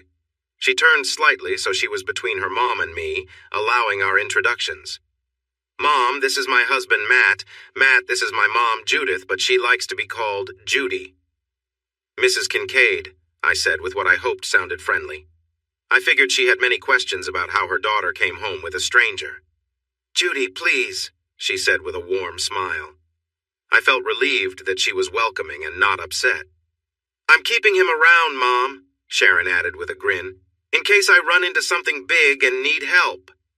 She pointed at the large stuffed polar bear in the lobby. It wasn't a grizzly, but I understood her mix-up. Meeting her mom with a surprise husband was probably stressful for her, too. Judy looked at the bear and then back at her daughter, looking curious. I have a feeling there's a story there, she said. Just then she noticed a driver in uniform approaching. Can we continue this at home? She moved past Sharon and gave me a quick kiss on the cheek. That was a good sign. My mother-in-law was friendly, and I really appreciated it. So I hear Matt is the bravest knight ever, who fought the dragon and saved you from a terrible fate? Judy asked Sharon. We were sitting in a spacious family room that I never thought I would see. Sharon and I were snuggled on a sofa while Judy sat with her feet tucked under her on another nearby seat. Judy was captivated by the story we shared. I think I even won her over a bit more when I chose tea instead of coffee. I wanted my drink in a big mug instead of a small cup, but Judy liked it anyway. He is my knight in shining armor, and he really did fight off the monster, Sharon said happily, holding my arm close. We were sitting comfortably, enjoying some soft music and a nice chat. Whoa, hold on, I said. Judy, you need to know that your lovely daughter was right there with me when that bear was coming at us. I was shooting at it with my gun, and Sharon found a rifle and brought it to me, walking straight towards the bear. When I fired all 6 shots, she handed me the rifle and started reloading my pistol. By the time I ran out of shots in the rifle, she had already reloaded the revolver for me. She gave it back and put a new magazine in the rifle. I shot 3 more times at the bear, and your amazing daughter was ready with the rifle when it finally went down. So, if there was a clumsy knight in this story, there was definitely a warrior princess, too. Sharon reached up, touched my face, and gave me a long kiss. Then she turned to her mother with a happy smile. My husband, she said proudly, patting my thigh. We talked for hours about our adventures, telling Judy about how many mountains we climbed, rivers we crossed on rafts, or waded through when they were shallow enough. We shared the special moment when we got married one beautiful morning with the wilderness waking up around us. Judy wiped away tears when Sharon shared that. She came over and hugged her daughter. They both shared an emotional moment. Thank you, son, Judy said after a while. Thank you so much. Then she moved around Sharon and hugged me tightly. Thank you for bringing my daughter home, Matt. Well, we kind of helped each other, I said softly. Judy patted my hand. I see. I know. You two are a great team. You fit well together. The love you have is clear to anyone. I do. I love him, Mom. I love him so much, Sharon said through her tears, making her mother tear up again. Well, come on, I said, feeling misty-eyed myself. You both know if anyone finds out I was crying, my reputation as a brave hero in this town is ruined, right? I tried to add some humor to lighten the mood. Sharon and Judy chuckled a little, and we started to loosen our group hug, so I guess I succeeded. I hope you both know that everyone I know will hear about your romantic trip, and about you defeating that tricky bear, and how you two care for each other. The whole state will know about it before I'm done talking, Judy promised. "Aw, Judy," I started to say. "Mom," she cut in with a bright smile. "Aw, Mom," I replied, then paused. Both women looked at me, waiting for me to continue. I shrugged. I have no idea what I was going to say, I confessed with a sigh. Lost my train of thought. They both laughed at me. I was just a guy, after all. We hugged again and settled down for more tea and stories from our adventure. My mom and dad arrived the next afternoon, and Mr. Kincaid was expected soon. Sharon, Judy, and I went to the airport to meet them and brought them back to the Kincaid home. We settled my parents in one of the guest rooms. Sharon and I stayed in what used to be her bedroom. We spent about an hour getting comfortable and sharing some stories. Judy was excited to tell about the bear encounter, filling the room with laughter as she spoke. I had to step in a few times when Judy exaggerated a bit, but her storytelling was so entertaining that we let her continue. Judy and my mom, Leah, connected right away, and Sharon charmed my dad in no time. Mom glanced at me when she first met Sharon, and I could tell what she was thinking. The last she knew, I was ending things with a woman named Mercedes, and this was clearly not her. I knew I would have to explain that later. When Bruce Kincaid entered the room, I half expected a grand welcome. I could almost hear the imaginary fanfare in the background. Mr. Kincaid sent his assistants off on tasks and removed his coat before looking me in the eye. He shook my hand, then did the same with my parents, giving Sharon a warm hug. It was clear he cared for her. I had been wondering about that. After introductions and some general chatting, Sharon's dad invited more like commanded me to join him in his study, which was just down the hall from the living room.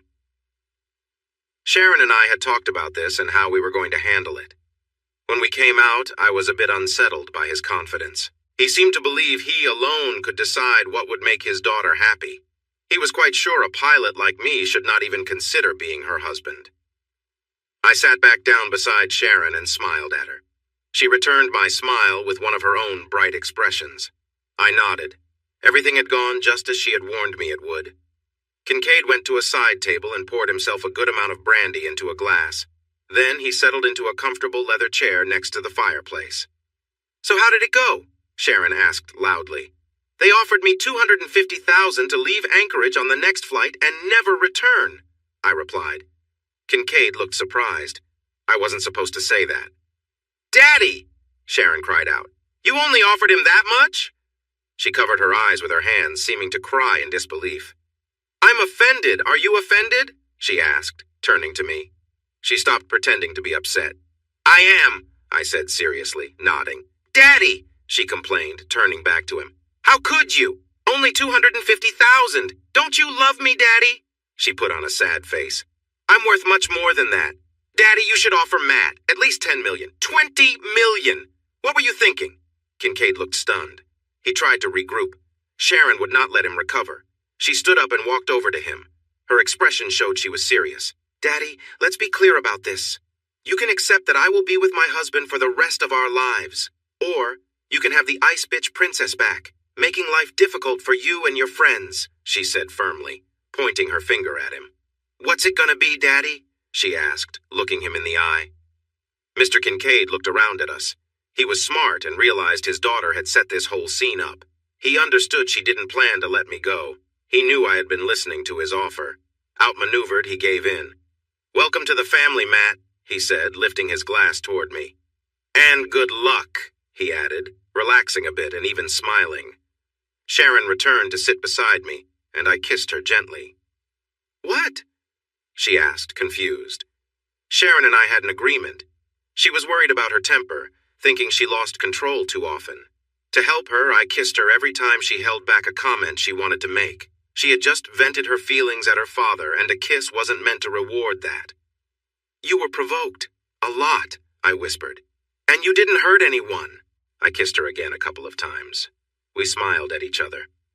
"Besides, Daddy," Sharon said, looking at her father again, "you'll want Matt here with me. And our newest grandchild. The room fell silent for a moment. I turned to her, surprised.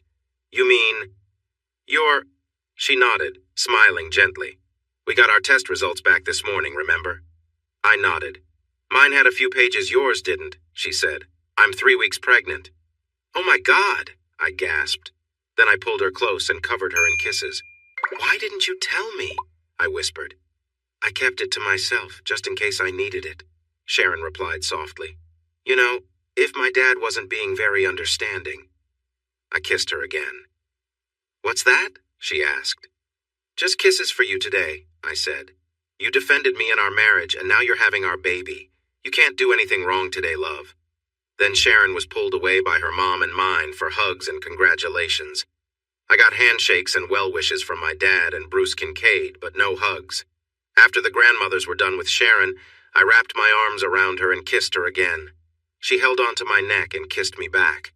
Once they finished, Judy sat on the arm of Bruce's chair. Do they remind you of anyone, you and me maybe? She asked Bruce while watching us.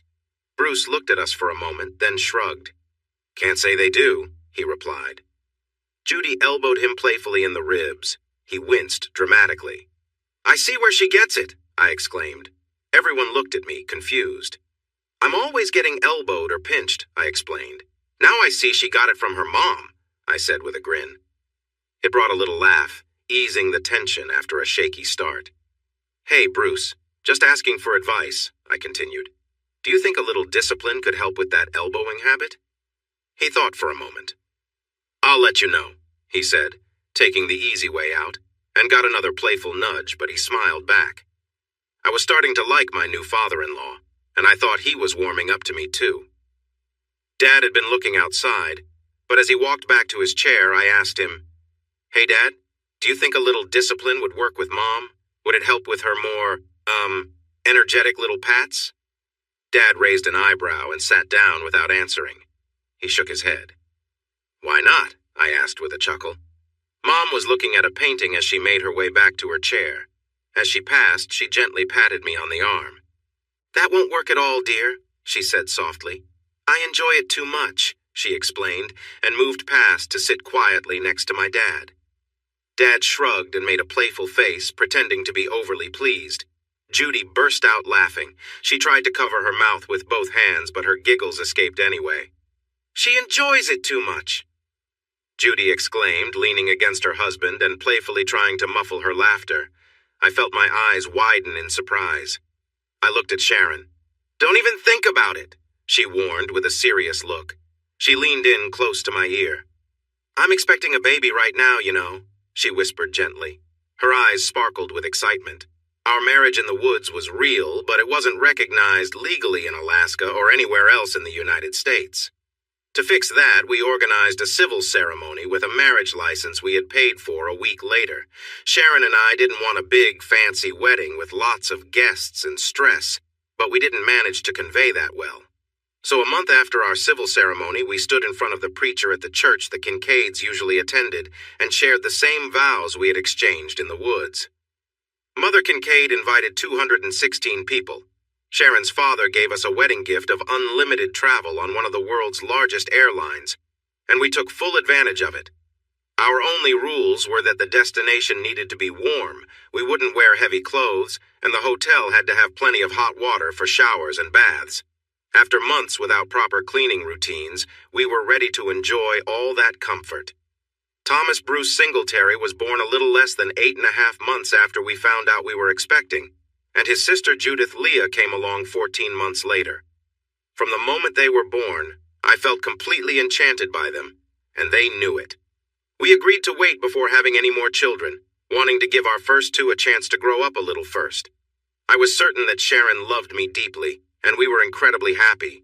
That was true until I learned that nothing between a man and a woman is ever completely perfect.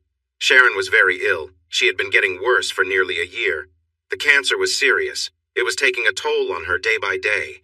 She had held on for almost 4 months longer than the doctors expected. But as we returned to the hospital this time, we both knew she wouldn't be leaving. Her breathing was short and labored. The pain relief wasn't enough anymore. She was in a lot of pain, but she was fighting hard to stay alive for just 1 more minute to be with me and our 2 children. The suffering was overwhelming. I stood up from the chair by her hospital bed and leaned over my wife of just a few years. I kissed her lips. I wasn't sure if she could feel it, but maybe she could. For a moment, her breathing got steadier, then it turned into weak gasps. I leaned in to whisper in her ear, "Honey, I will always love you. Our son and daughter know you love them, and they love you too. We will all love you forever. You don't need to fight anymore. It's time to rest. I will take care of Tommy and Judy, and they will take care of me.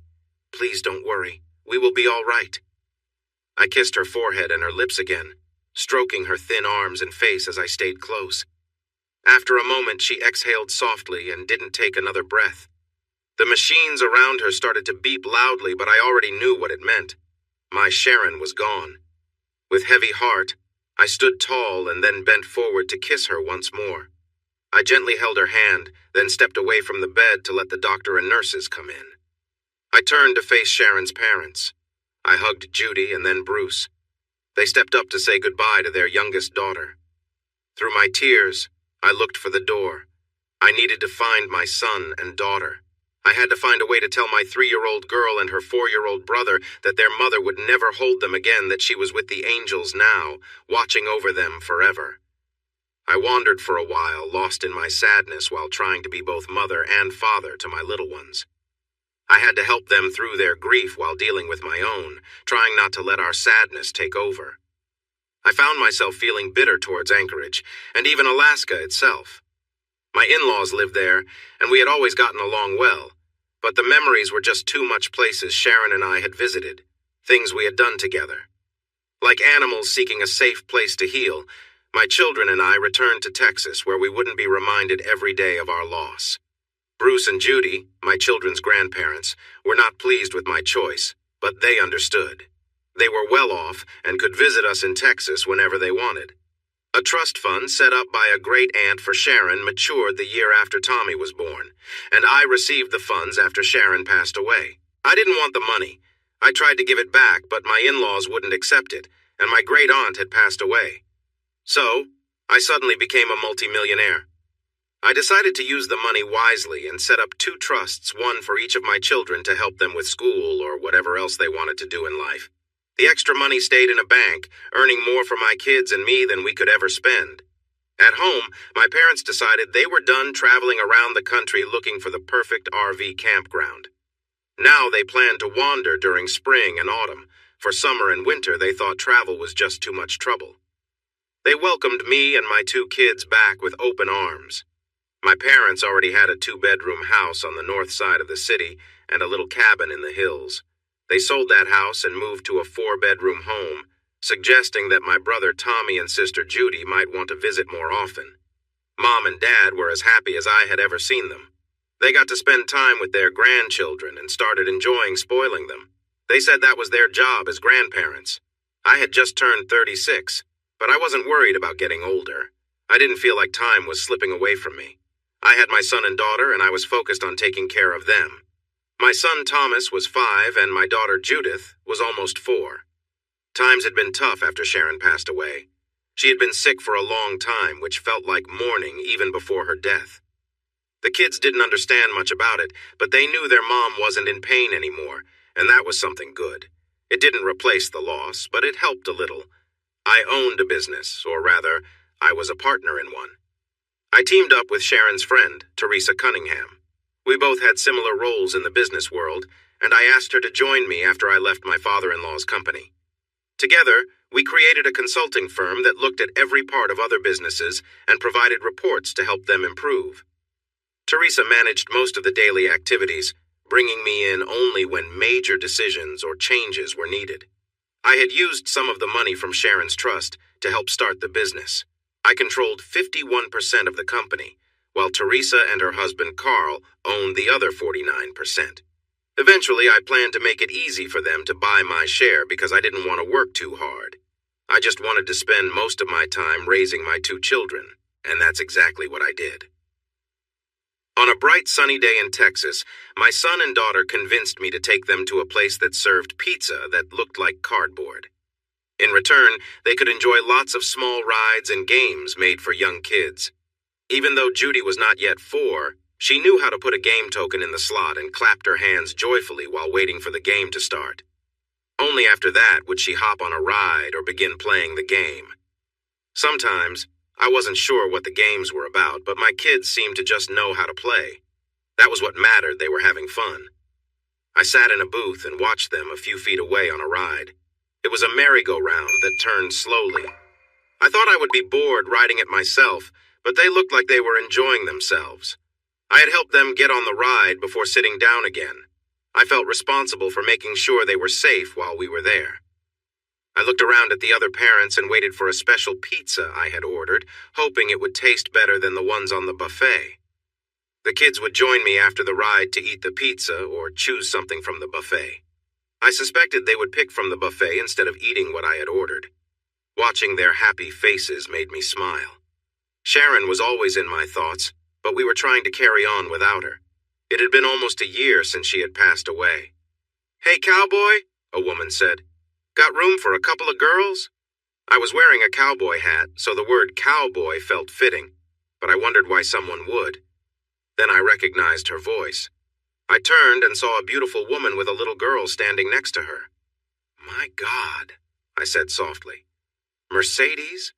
I was up on my feet before I even realized it, looking at a lovely woman with dark hair and bright blue eyes. She smiled nervously at first, then with more confidence. I wasn't sure if I should hug her. I wanted to, but I remembered she had been married. I had read she was getting a divorce, but I didn't know if that was true. "Hi, Matt," she said quietly. She stepped close and gave me a light kiss on the lips, easing my uncertainty. I almost pulled her into a hug to return the kiss warmly. I held her elbows gently and found myself pulling her a bit closer. She seemed happy to come closer for another kiss. I knew I wouldn't cross any lines with a married woman, and I believed she understood my feelings. Still, her behavior felt different from what I expected from someone married. Suddenly, I felt a little tug on my jeans. I stepped back a bit from Mercedes and looked down at the cutest little girl I had ever seen, aside from my own daughter, Judy, of course. I couldn't help but smile at her. She wasn't shy at all. She returned my smile with a big grin. "Are you my mommy's friend?" she asked in a sweet voice. I bent down to talk to her at her level. I always thought it was rude for adults to look down on kids. "I think I must be," I replied. She had to be Mercedes' daughter, maybe even a younger version of her. "Are you my friend?" she asked. "Forever and ever," I said. The little girl beamed and scooted closer, rested her tiny hands on my shoulders, and gave me a kiss on the cheek. I could only return the hug and kiss. "What's your name, sweetie?" I asked. "Matea," she answered, "but you can call me Maddie." I was surprised. That was a cute version of my name. I looked up at Mercedes. She smiled and nodded. She had named her daughter after me. I was taken aback. Mercedes silently mouthed, "Later." To me, I definitely wanted to learn more about this. "How old are you, Maddie?" I asked. That was the second question all adults ask children they just met. "3," she quickly answered. She knew how to play along too. She had a bit of trouble showing me 3 fingers, needing to use her other hand to help. I stood up and scanned the area for my kids. Just then, the ride they were on stopped, and they climbed off, looking at me and the 2 new friends I had. I turned to them as they rushed over. "Tommy, Judy, I want you to meet some very good friends of mine. This is Mercedes and her daughter Maddie." The kids paused, unsure of what to do for a moment. To break the silence, I suggested we all go grab some pizza from the buffet and get some drinks. Judy, of course, wanted to check out the ice cream machine right away, but I gave her a knowing look. She understood. She was just testing the waters like all kids do. Before long, all 3 kids were on one side of the booth, happily eating pizza and chatting as if they had known each other forever. They started a game of kicking their feet against the bottom of the table to hear the noise. "I'm pretty sure people who kick tables don't get ice cream," I said loudly. The kicking stopped right away. While I was bringing plates of pizza back to the table for the 3 kids and getting the special pie I ordered, Mercedes ended up sitting close to me on our side of the booth. At first, there was plenty of space, but she quickly moved closer. We were sitting hip to hip, with our elbows touching.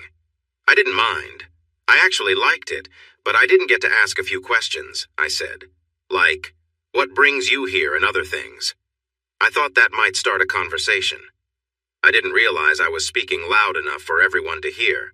How to find you? Maddie replied right away, pointing at me. Her voice cut through all the noise around us. I was surprised. I don't think my chin dropped, but it might have.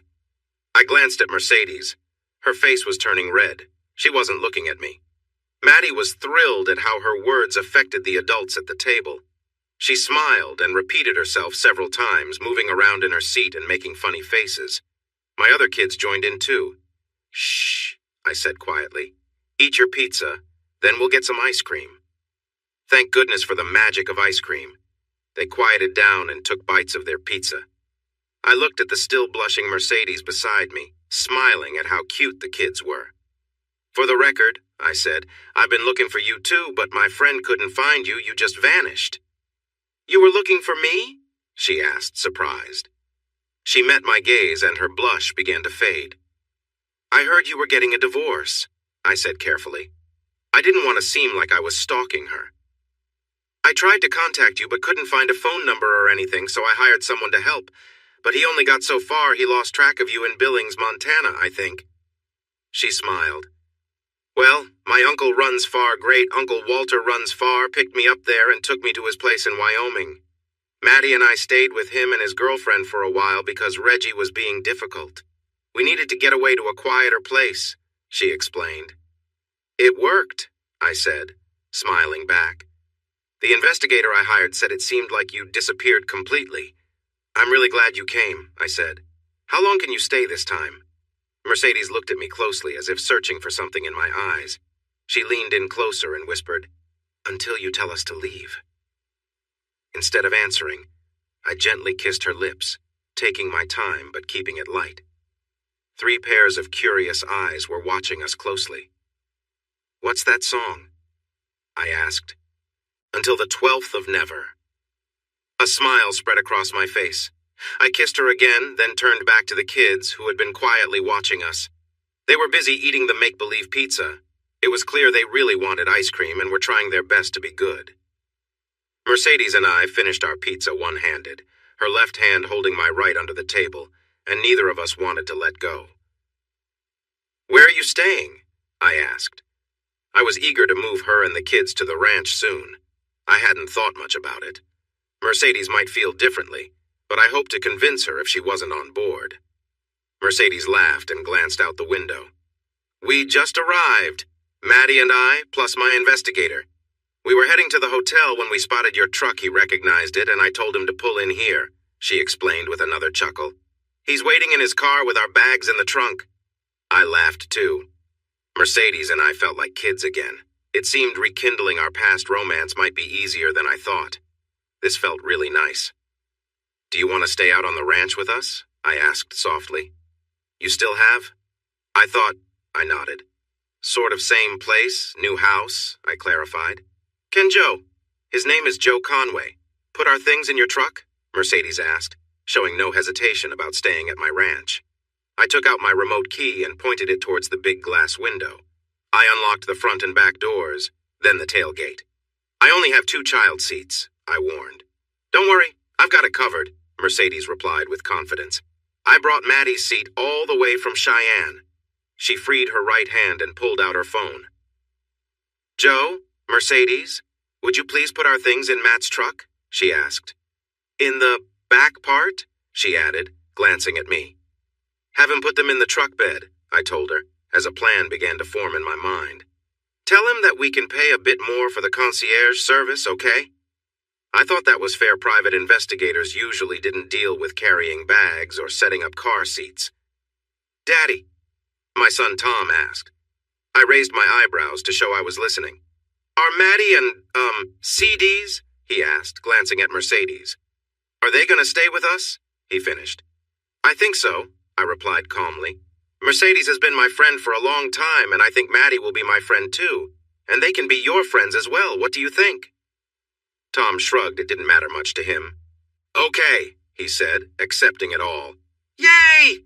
Judy cheered happily. New friends sounded great to her.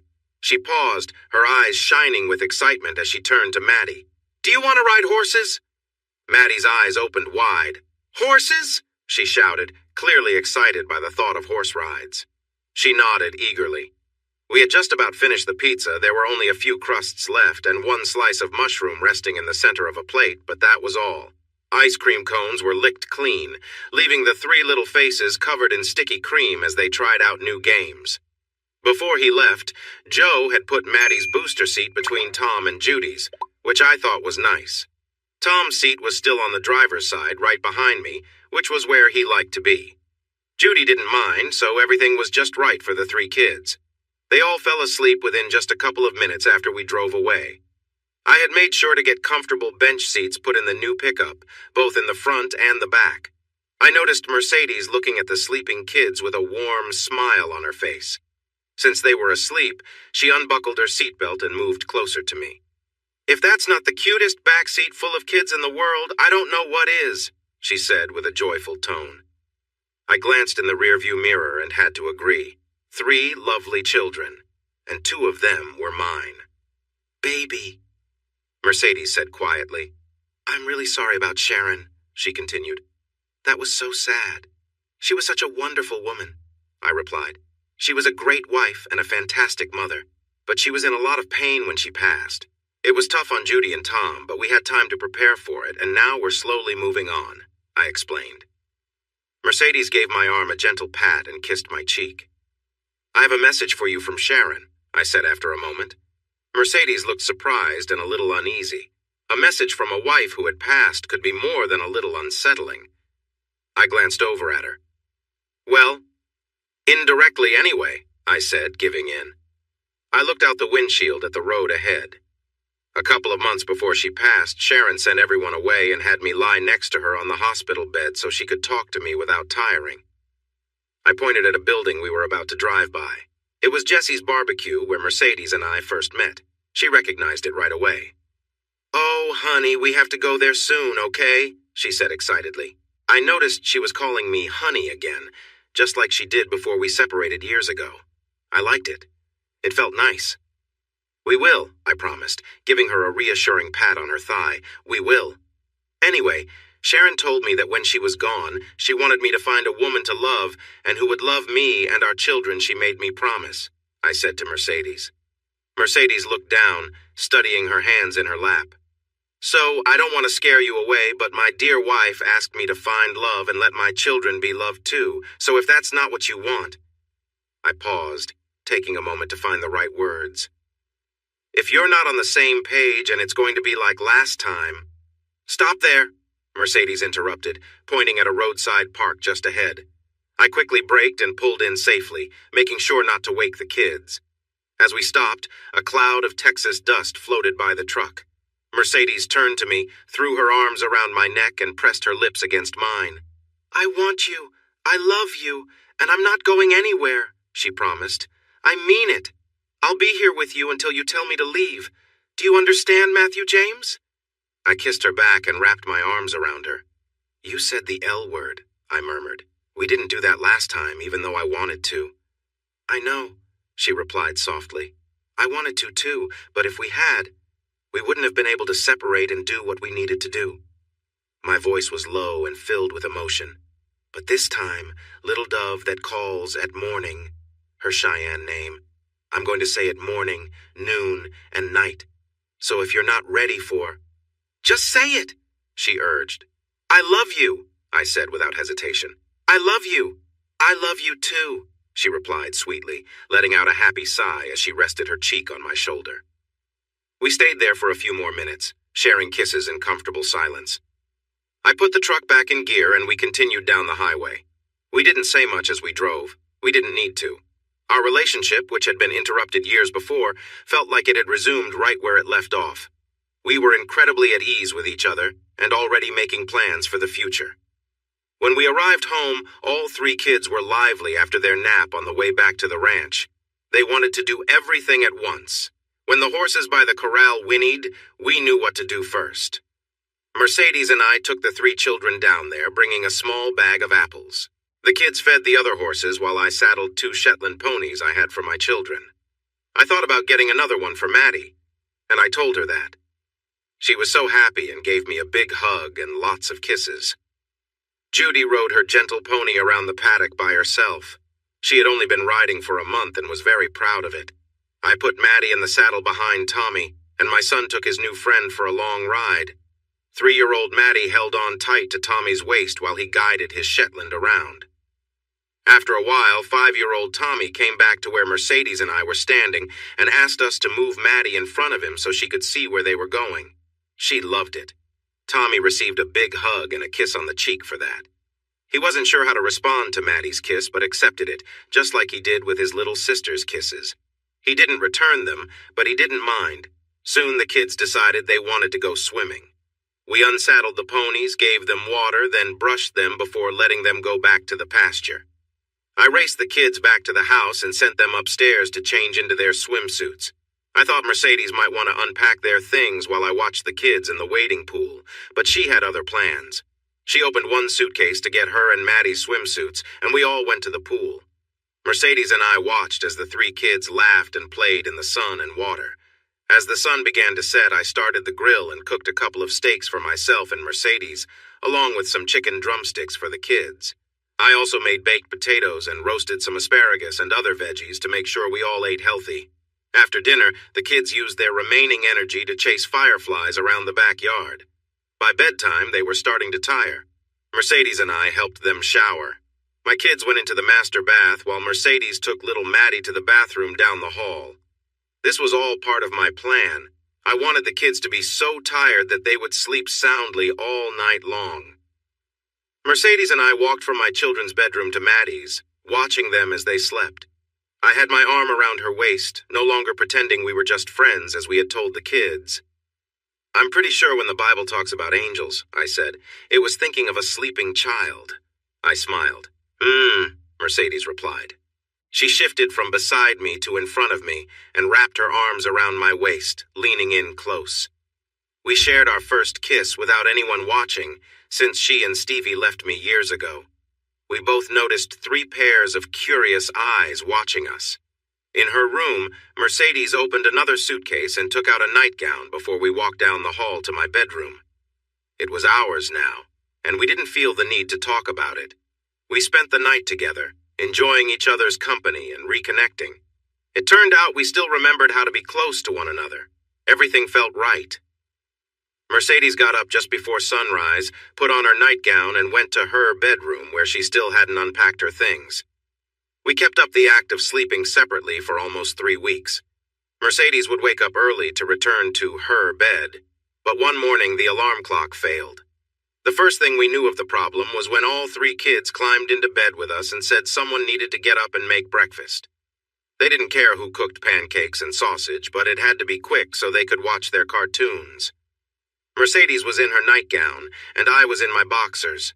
We were lucky we had changed into something before we fell asleep. I didn't want to think about what would have happened if they'd found us unprepared. I decided I would change the batteries in the baby monitors and turn up the volume so we could get some warning next time. Once we got caught, Mercedes officially moved into the master bedroom with me. To our surprise, none of the kids seemed worried that Maddie's mother was now sleeping with Tommy and Judy's father. They didn't mind at all. We had expected a lot of confusion and questions. Feeling encouraged by how well they accepted our closeness, Mercedes and I sat them down to talk about parents. I explained that I wanted to be a father to all 3 of them and that Mercedes would be their mother. I told Tommy and Judy that their mother was in heaven watching over them, but that Mercedes would be there for them every day. They took the news very well. They had already built a close friendship with Mercedes, and she felt the same way about them. Maddie, whose father had been away since before she was born, wondered if I would be her daddy. She asked if I would still read stories to her like we had been doing for weeks. When she learned I would read even more stories and that I would always be around, she was very excited. We thought telling our parents would be difficult. We expected them to give us lots of advice about taking our time and making the right choice. We didn't think they would be against it, but maybe a little hesitant. Since they were nearby, we decided to go to my mom and dad's house first. As soon as my parents hugged the 3 children, Maddie, Tommy, and Judy ran off to the backyard. Tommy and Judy wanted to show Maddie the sandbox and swing set that Dad had built for them. That left Mercedes and me with my parents, where we accepted a glass of Mom's lemonade and prepared for the conversation we knew was coming. "Mom," I said after taking a big sip of lemonade, "this is Mercedes." I added, "We're going to get married." I told Matt I didn't really need an introduction. Mercedes joined in before my parents could respond. "We actually met years ago in a video chat. Matt introduced us back then." She asked my mom, "Do you remember?" Mom looked surprised. I could tell she was about to ask some important questions but couldn't get them out. She studied Mercedes closely. No, honey, I don't think." "What if I said I was holding up something special?" Mercedes asked playfully. "Or how about something unique that you left behind from a trip?" Mom blinked, and then she seemed to understand. "Oh, dear," Mom exclaimed, blushing bright red. "The girl in the mirror," Dad said with a smile. Dad got up, walked over to Mercedes, and shook her hand formally. "Very nice to meet you," he said, sounding pleased. He was supportive of us. He called us a nice couple and went to the kitchen to refill the lemonade. When Mercedes shared that she was half Cheyenne, my parents were amazed. She told them how her dad always spoke of meeting a cheerful Irish girl, and her mom boasted about capturing a Cheyenne warrior. Mom and Dad were completely fascinated. After dinner, when the three kids asked my dad to read them stories, it was clear my parents were just as charmed by my Cheyenne friend and her daughter as I was. No one mentioned that our relationship was moving too fast. Our body language seemed to assure Mom that everything would be just fine. By the time we finished washing and putting away the dishes that evening, Mom and Dad were busy trying to get their third grandchild to call them Grandma and Grandpa. They managed to do this with little effort. Maddie didn't know her own grandparents very well, so she easily accepted Tommy and Judy as her new grandparents. A week later, we flew to Philadelphia so that Mercedes could introduce me and my children to her parents. I really enjoyed meeting them. When I first met Mercedes years ago, I thought it would be great to know her family, and I was right. At first, her parents were a bit worried since Mercedes had just gone through a divorce, but they welcomed me and my children warmly, and we had a wonderful time. I suspected that Mercedes had talked to her mother, Fiona, about the 3 weeks we spent together earlier. It seemed she had done this shortly after she left me, because Fiona hugged me tightly before we were even introduced. By the time we left to go home, Tommy and Judy had gained another set of caring grandparents who were eager to spoil them. Mercedes called her ex-husband's parents to see if they wanted to meet Maddie, but they said no. That was fine with us. All 5 of us flew to Anchorage to visit Tommy and Judy's other grandparents. On the plane, the kids had a great time, quickly winning over the flight attendants in first class. They got extra snacks and a lot of attention during the flight. While the attendants played with the kids, Mom and Dad held hands and rested. Our visit with Bruce and Judy went really well, even though I had worried about it before. They knew that Sharon had asked me to find a mother for the kids and someone for me to love. They were surprised that I had found someone so quickly, but they welcomed Mercedes without hesitation. Overall, our introductions to all the family members went smoothly. Mercedes and I fit together perfectly, just like 2 pieces of a puzzle. We never had an official first date and went from just met to being completely involved very quickly. After she returned, we fell back into our relationship easily, always keeping an eye out for any issues, but we couldn't find any. Feeling encouraged, Mercedes and I got married just 3 months after she and Maddie surprised my kids and me at the pizza restaurant. Being married to Mercedes was an adventure, but a comfortable one. We agreed on many things, but we always had discussions about our different ideas. Whenever we disagreed, we talked it through and found a solution together. Sometimes we saw things from each other's viewpoints. Other times, we disagreed. The hardest moments for us were when Mercedes thought about what could have been. She often worried that she was too focused on her dance career. She wondered how our relationship might be different if she hadn't left to follow her passion. I tried to be practical about it. What happened in the past couldn't be changed. We had 3 wonderful kids who we loved dearly, and we would never regret having them. Deep down, we both knew that if Mercedes hadn't continued with her dance group, she might have regretted it later on. Any connection we had back then likely wouldn't have lasted, and we wouldn't be together today. Despite everything that had happened, we were happily married with 3 amazing children. We shared a deep love for each other and enjoyed our blended family. We fit together well and took on our roles easily. Mercedes was the mom to our kids, and I was the dad. We worked together to set rules and boundaries in our family, showing our children what a loving relationship looks like every day. One way we kept our bond strong was by having date nights often. We were newlyweds, after all. My parents, or Grandma and Grandpa, loved to have the kids over for sleepovers, sometimes for entire weekends. When they were busy, 2 sisters helped us by babysitting. A long time ago, I sold a horse named Ginger and another younger mare to 2 girls named Amber and Pamela who lived close by.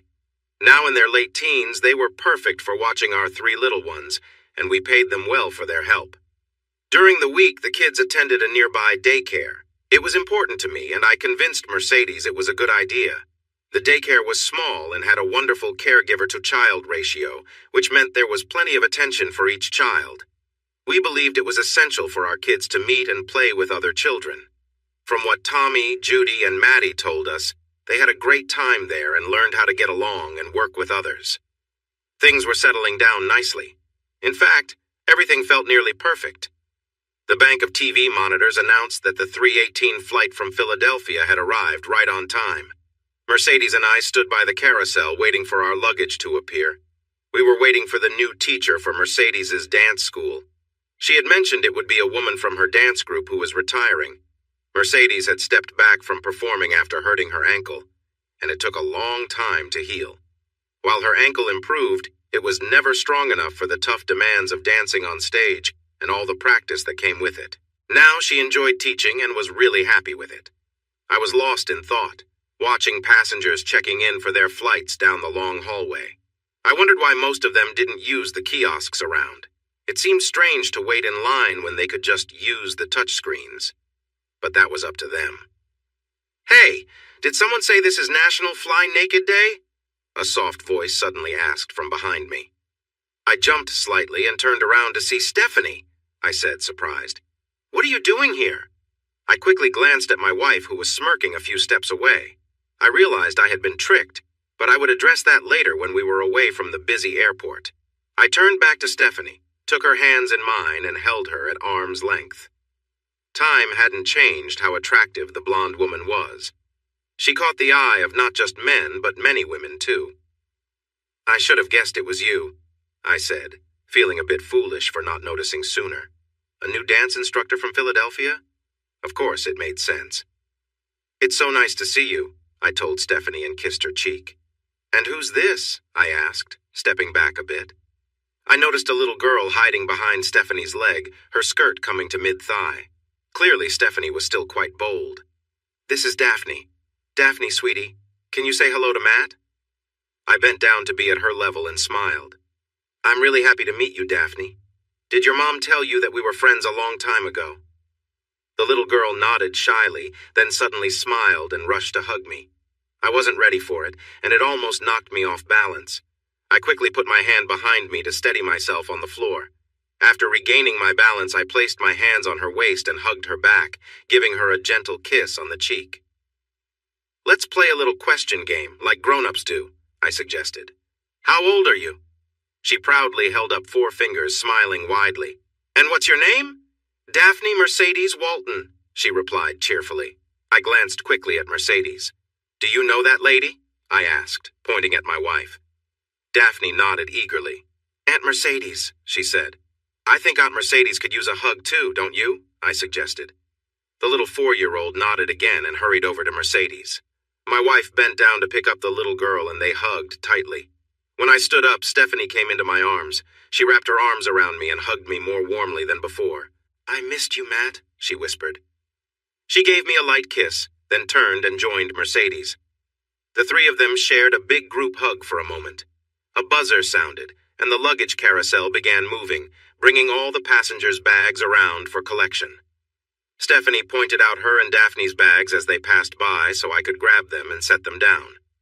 Mercedes and Stephanie each took a large suitcase and rolled them toward the exit while I pulled 2 big duffel bags. Thankfully, they had wheels behind me.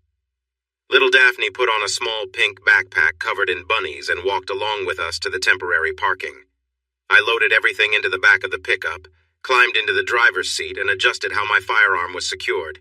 The airport should be a safe place, but things can happen. I started the engine and turned on the air conditioning.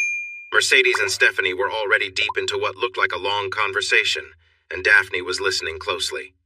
"So, where are we going?" I asked, though I pretty much knew the answer. "The guest room is all set up," Mercedes answered calmly. I had known where we were headed. I just wanted to confirm it. At home, Daphne was reunited with Maddie and met Tommy and Judy, who welcomed her without any hesitation.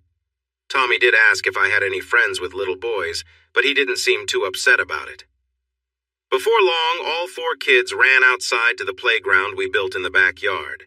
Mercedes and Stephanie continued their lengthy chat, and I sat on the deck to watch the children play. "Talk to me," I told Mercedes when I finally managed to get her attention. We were in bed and I had rolled her onto her back after a long moment of affection. "About Stephanie?" she asked innocently. "Yes, about Stephanie," I replied firmly. "What's going on?" "She needed a job. I had a job for her. She's like my little sister, you know that. I love her. I wanted her to work with me in the studio, and she agreed. She came down here, and I want her to live with us so I can have my sister around all the time, okay?" There was nothing aggressive in her explanation. It was clear she had thought this through. In truth, none of it caught me by surprise. "But the last time you brought Stephanie here, it felt like you wanted to pull us apart," I said clearly. "Why do you want to create distance between us now?" Mercedes laughed lightly. She didn't seem worried at all. She put her hands on the back of my neck and leaned in for a sweet kiss. "That didn't really work out back then, did it?" she said gently. "You and Stevie got along really well and we ended up like the 3 Musketeers, right?" Well, not exactly. The 3 of us had shared a close bond for 2 of the 3 weeks I was with Mercedes back then, an intense relationship that filled our days. I didn't remember Dumas writing about the Musketeers in such a way. I shifted uncomfortably in bed, and Mercedes wrapped her legs around mine, holding me in place. "Mercedes," I started, "we're married now, not single, and, well, we can't just—" I was glad that Stephanie wasn't here to cause trouble, but there were still some tricky feelings to work through. "Shh," Mercedes whispered softly in my ear. "Stevie came here to help me at the dance studio. I really care about her, and I want her close. She will be a good friend for you too, honey. She's not going to come between us, okay?" I didn't respond right away. Her words were sinking in, but I needed a moment to think. Mercedes moved closer and playfully adjusted her nightgown. In an unexpected moment, I found myself swept away. I didn't get the chance to ask anything more. It worked out. We found our rhythm again, creating a new version of our trio, but this time without the old ways. Mercedes and I were a typical married couple, and Stephanie was our guest. Well, she helped a lot around the house for a guest. We split up all the chores. Since we didn't have a working ranch, there wasn't much to do outside. I usually handled those tasks, but the women often joined me. Mercedes and Stephanie would leave every Monday, Wednesday, and Friday morning in Mercedes's SUV to teach adult classes at the dance studio. On Tuesday and Thursday afternoons, they held classes for children after school. I took care of breakfast for our 4 kids, getting them ready for daycare if I had to go into the office or dress them for a fun day at home. If the weather was nice, the kids loved to play outside in the morning. They liked to see me on the deck where I could watch them as they played. Sometimes they would ask me to join in and play different characters based on the current mood. After an early dinner on Tuesdays and Thursdays, I would take all 4 children in their dance outfits to the studio, where they would join classes with kids their age. Tommy was not very excited about the dance classes, but the 3 girls loved learning to dance with Mercedes and Stephanie. Tommy tolerated it and even seemed to have fun sometimes. We settled into a routine but kept things fresh and exciting. Our date nights with Mercedes often included Stephanie, and we would go out for dinner, dancing, concerts, or even a movie every now and then. We also got involved, even a little bit, with some local charities and community activities. We received an invitation to a ball at the home of Kyle Mulvane, which aimed to raise money for preserving local historical sites. The joke was that the Mulvanes owned a large part of the southwest side of the city and had plans to acquire more. They were seen as important figures in the city. I had one invitation, but managed to get another so Stephanie could join Mercedes and me. The event allowed for semi-formal attire. Mercedes and Stephanie wore lovely evening gowns. Mercedes chose a dress in a soft greenish-gray color that looked stunning on her. It had an elegant design that showed off her long, graceful leg. Stephanie wore a beautiful royal blue gown that suited her perfectly. It had a deep neckline that highlighted her features nicely, and a slit on the left side to showcase her leg. As for me, I was dressed in a black tuxedo jacket and pants with a white formal shirt, black bow tie, and a cummerbund paired with shiny boots. I felt good in my cummerbund, especially since it helped me conceal my sidearm, which I carried for safety. I had considered leaving my firearm at home, but it felt strange to be without it. I had my concealed carry permit for a long time and felt strongly about protecting myself and my family. One of the first things I did after moving back to Texas was to renew my permit. When we entered the venue, we attracted a lot of attention, mainly because the two women I was with looked stunning in their gowns. We drew even more attention when we began to dance. Mercedes and Stephanie loved to dance. They had performed professionally for years and now taught dance at their own studio in the city. They wanted me to enjoy dancing too. Before I met Mercedes and Stephanie, I knew a little about shuffling my feet and holding on to a pleasant partner while dancing. But when I spent time with them, they took my dancing to a new level. I often thought of myself as someone who wasn't very good at dancing, yet my two friends encouraged me to try harder the more we danced together. They had even created a new dance step made for two women and a man. I felt more like a prop, there to highlight Mercedes and Stephanie's dancing talents. They could have used a mannequin instead, but since I could actually move, they chose me instead. The dance we performed was based on a routine they had used while traveling with a performance group. We were always moving and close to each other. After practicing for months, I was finally starting to feel confident enough to enjoy holding each lady in my arms while we danced together. It was a lot of fun. Who wouldn't enjoy being in the middle of two lovely dancers? People seemed to enjoy watching us too. We attracted more attention the longer we danced. I hadn't noticed it, but we'd moved quite close to the small stage where the band played. When the song ended, I saw the band leader smiling at us and clapping silently, signaling me to look behind. When I turned around, I saw that we had created a clear space around us on the dance floor, and there was a nice round of applause for our performance. I bowed awkwardly. Mercedes and Stephanie curtsied and smiled. We walked off the dance floor toward the bar. It was fun, but dancing with them was quite a workout. The girls were greeted by a group of men and women at one end of the bar. People welcomed Mercedes and Stephanie with big smiles and plenty of compliments. I decided to be helpful and went to the other end of the bar to get 2 glasses of white wine for them and a bottle of flavored water for myself. As the bartender finished pouring the wine, I heard a loud commotion where I left my dance partners. "Let's see them! You've been showing off all night, now let's go!" My head turned quickly. Stephanie was being confronted by a short, round man who seemed too aggressive. I caught a brief glimpse of him reaching toward her and tearing at her dress. I reacted before I had a chance to think and rushed over to help her. I must have run, but I don't remember doing it. Time has a way of slowing down during a crisis. Suddenly, I found myself behind and to the right of the man bothering Stephanie. I had just a moment to see her eyes on me. She didn't seem scared, she was just waiting for me to fix everything. I grabbed the man by his shoulder and spun him around. Then I hit him in the stomach with all my strength. As he doubled over, his chin hit my knee hard. He fell back, hitting the floor with a thud, bleeding and unconscious. I started to go after him, thinking about kicking him, but it was clear he was already out. I turned around to find Stephanie and pulled her into my arms. She held on tight around my waist. "Are you okay?" I asked gently, looking into her eyes. She nodded and rested her cheek against my chest, holding on even tighter. After a moment, I pulled back slightly, took off my jacket and draped it over her to cover her up. There was a lot of chaos around us. Some people were asking what had happened, while others were trying to explain. Not everyone had seen everything from the start, so the stories began to stray from the truth. I scanned the room for Mercedes. She was close by, looking worried. Mercedes held up her phone. Even in fancy places, everyone has their phones these days. "I got it all on video," she shouted with excitement. "I filmed everything. That guy tried to hurt Stephanie right here, and I caught it all." Her voice cut through the noise and silenced the crowd for a moment.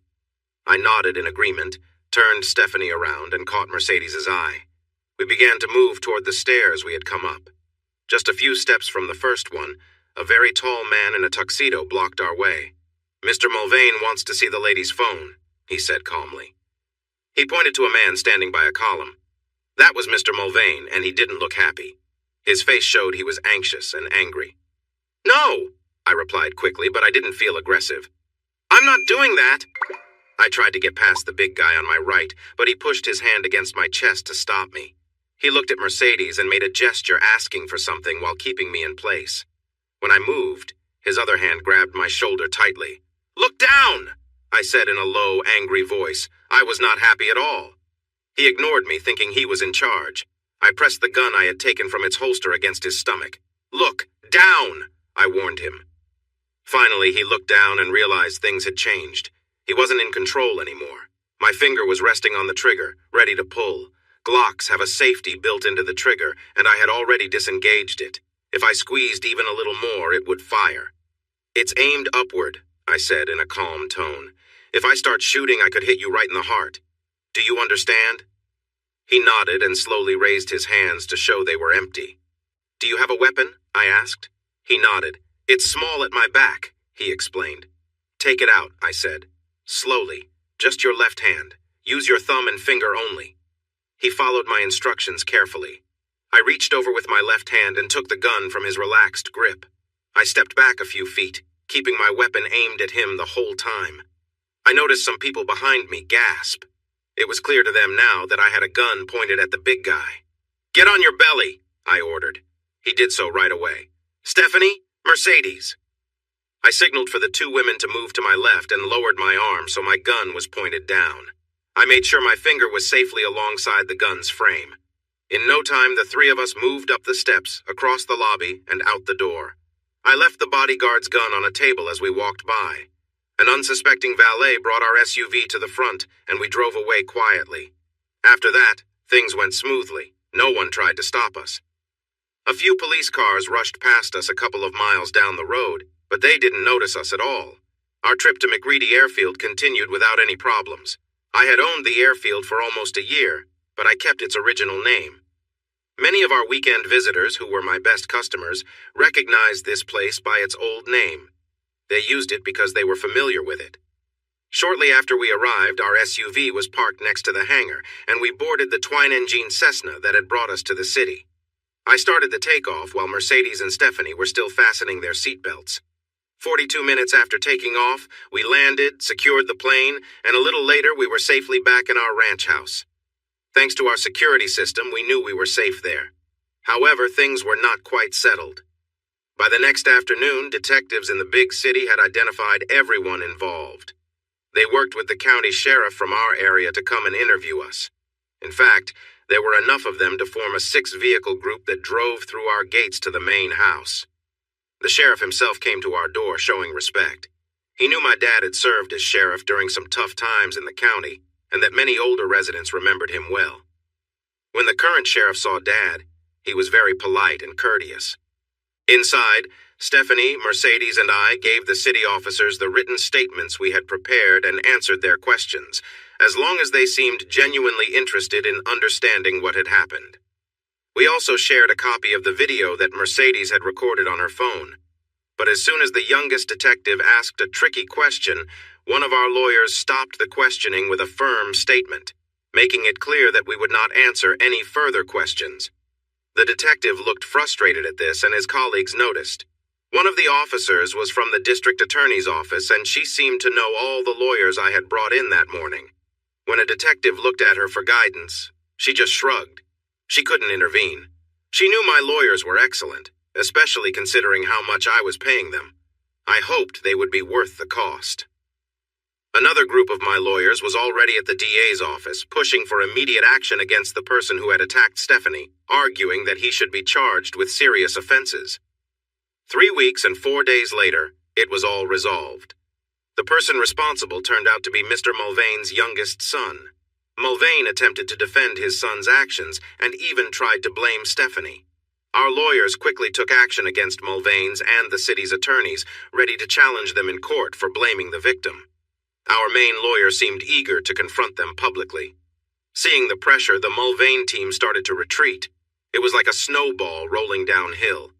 Under this pressure, the district attorney charged Doofus with 3 serious crimes and various lesser charges.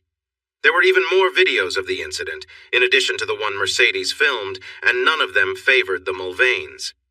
Eventually, Doofus pleaded guilty to 1 charge and received a 6-month jail sentence.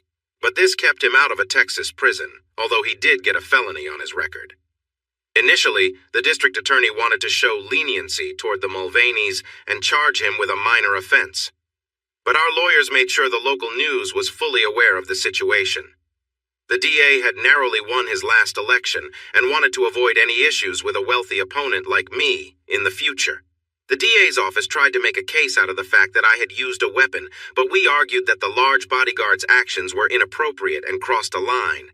A video showed the big man pushing my chest, which stopped any further claims against me. If he had taken Mercedes's phone, that would have led to even more legal trouble, including theft and tampering with evidence. Fortunately, the DA decided not to pursue any charges against me. My lawyers were let down. They had hoped for more work if the DA had decided to move forward. Stephanie's lawsuit against the Mulvanes for creating an unwelcoming environment was quickly settled to avoid even more negative attention. Out of nowhere, Stephanie became a millionaire, and Mulvane even covered her legal fees. Afterward, our lawyers returned to Dallas. I stopped spending so much on their services, and calm returned to our ranch. I foolishly thought things would stay like that. A few weeks later, my parents came by to take all 4 kids. Stephanie's little girl, Daphne, was welcomed as one of my parents' grandchildren.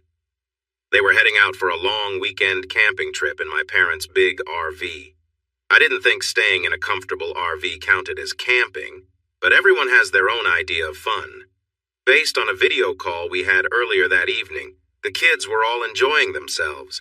Mom and Dad couldn't stop smiling. Having 4 grandkids all to themselves without the parents around was Mom and Dad's perfect dream. I was in bed, and since Mercedes wasn't with me, I was looking through the cable provider's movie channel lists for films to save and watch later. I was enjoying some quiet time without worrying about any child-related emergencies that might come up unexpectedly. The hallway door opened and Mercedes walked in. She surprised me. I thought she was in the bathroom and would come into the bedroom that way. I was even more surprised when Stephanie stepped into the room right after my wife. Both women were wearing sheer black robes that didn't hide much. I quickly pulled the covers up to hide my middle because I suddenly felt a little flustered. "Matt, dear, we have a problem," Mercedes said, sounding serious. I could almost hear a cartoon character saying, "uh-oh," in my mind. Mercedes sat on the bed to my right and took control of the remote. Stephanie sat on my left but kept some distance between us, looking beautiful and confident. Mercedes started the DVD player, scrolled through some options, and selected a clip named Stephanie. It seemed like she had it ready to go. "Watch this," Mercedes insisted. It was the video from the Mulvane incident, which I was familiar with. I watched as a guy acted foolishly around Stephanie and then reached for her gown, tearing it down. Stephanie's reaction was one of surprise rather than fear, even though others nearby surely reacted loudly. Suddenly, I appeared from the side, grabbed the guy, and pushed him away quickly. I felt good about how I handled it, using enough strength to protect Stephanie but holding back my anger. All my lawyers agreed it was the right move. It kept things clear, so I wouldn't face any trouble from the authorities. The clip ended with me putting my jacket around Stephanie to cover her. "Did you see it?" Mercedes asked, full of emotion. I wasn't sure what she meant other than the obvious. "I've seen it before, yes," I replied, unsure of her point. Mercedes started the video again. "Look closely, Matt. Watch Stephanie's face. Watch her eyes." I followed her advice as she played the clip slowly. I didn't notice much I hadn't seen before. I shrugged, wanting to contribute to the conversation, but I felt like I was losing the chance to speak up. I wasn't sure what my wife wanted me to see. Mercedes climbed up onto the bed and I made space for her, shifting under the blanket closer to Stephanie, who stayed on top of it and safe. My wife pointed the remote at the player and replayed the video in slow motion. "Do you see?" Mercedes almost whispered. "Our Steffi isn't afraid of that guy she's looking at you coming to help her. See?" That seemed to be true. Stevie wasn't focused on the strange man. She seemed to be looking at me as I came into view. She didn't even flinch while I stepped in. When I turned back to her, she just looked up at me, wrapped her arms around me, and rested her face against my chest. Mercedes rewound the tape to where Stephanie was gazing up at me and paused it. She leaned over and kissed me gently. "Honey," she said softly. "Steffi wasn't scared. She knew her hero was coming to save her. And you did." She paused for a moment. "See how she looks at you. You can tell my sister has feelings for you, and you know it." I took a deep breath. I couldn't deny what Mercedes said. "And here's what Mrs. Stanley caught on her phone," Mercedes added, anticipating any defense I might have. She played another short clip that showed me quickly taking off my jacket and putting it around Stephanie to comfort her. When it ended, Mercedes backed it up to my face, looking down at Stephanie. "And darling," Mercedes murmured, "you care for her too." I didn't know what to say. What she said was true, although I had been trying to convince myself otherwise for a while. I couldn't argue with what Mercedes was telling me. The video spoke for itself. "Honey," I started in a shaky voice. "I would never—" I stopped, looking at Stephanie. I didn't want to hurt her feelings, but I needed to reassure my wife. "Sweetheart," I tried again, "I could never betray you. I wouldn't do that to you." While I was sorting through my thoughts, Mercedes had turned off the DVD player and dimmed the lights to a warm glow. Then she stood up and let her robe slide down to the floor. I noticed movement on my left. Stephanie was also letting her robe fall and was smiling at me as she did. Both women slipped under the blanket and cuddled close. Stephanie rested her head on my shoulder while Mercedes snuggled next to me and propped herself up on her elbow. "Sweetheart," she whispered gently, "I know you would never betray me." "You don't have to worry, Matt," Mercedes said gently. "But—" I started, hesitating. "Shh, I know," she replied, giving me a comforting pat on the shoulder. Both women gave me a light, friendly kiss on the cheek.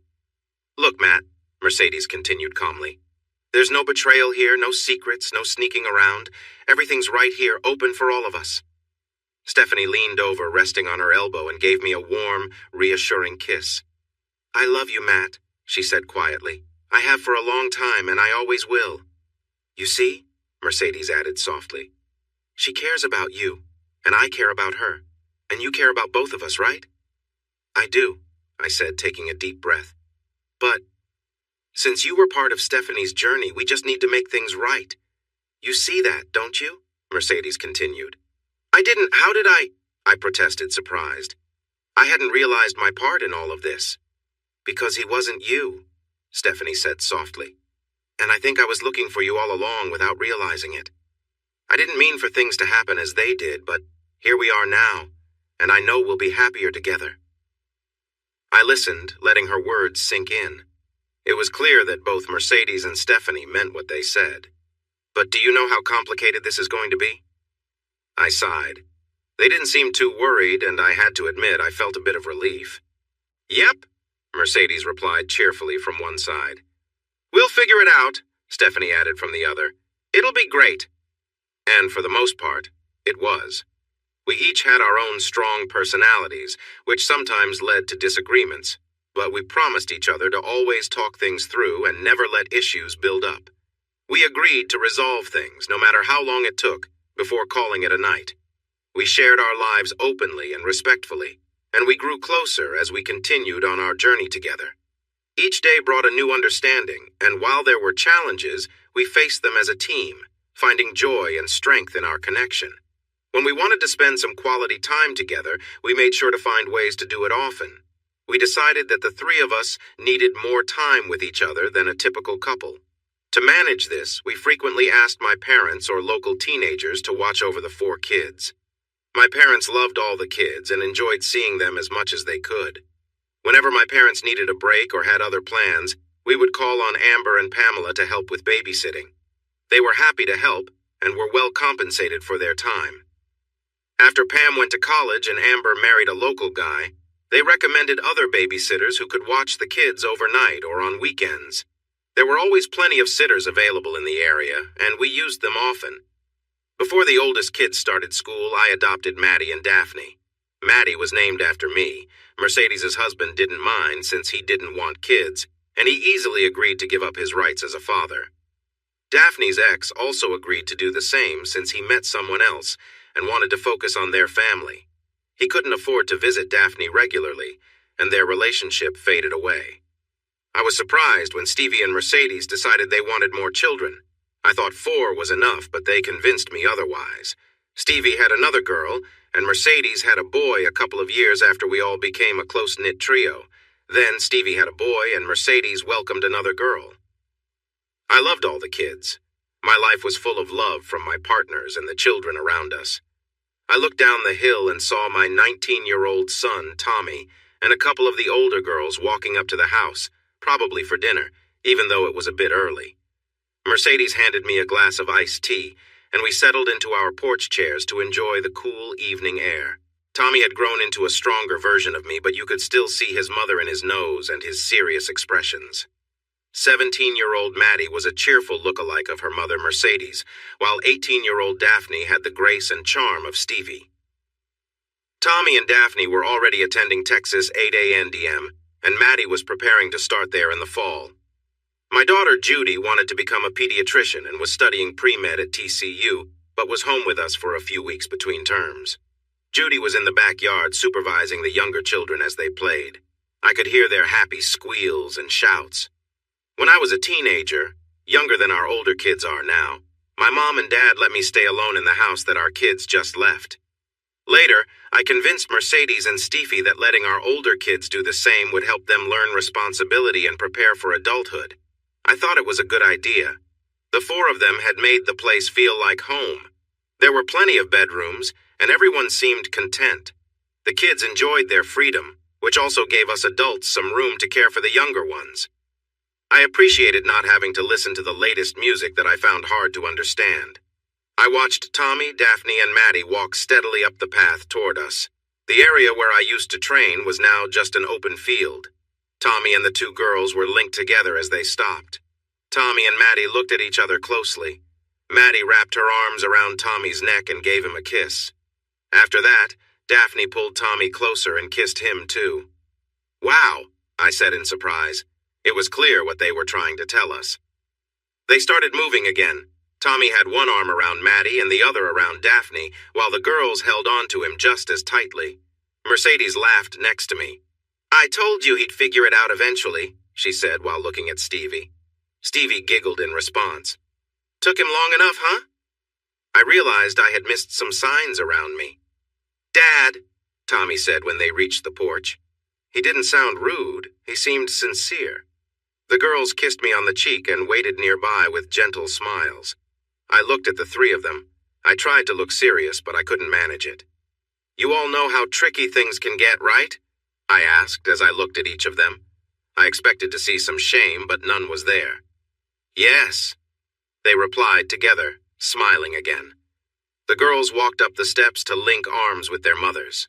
"But we'll always have you and Mom to help us when things get tough, Daddy," Maddie said softly but confidently. I let out a deep sigh.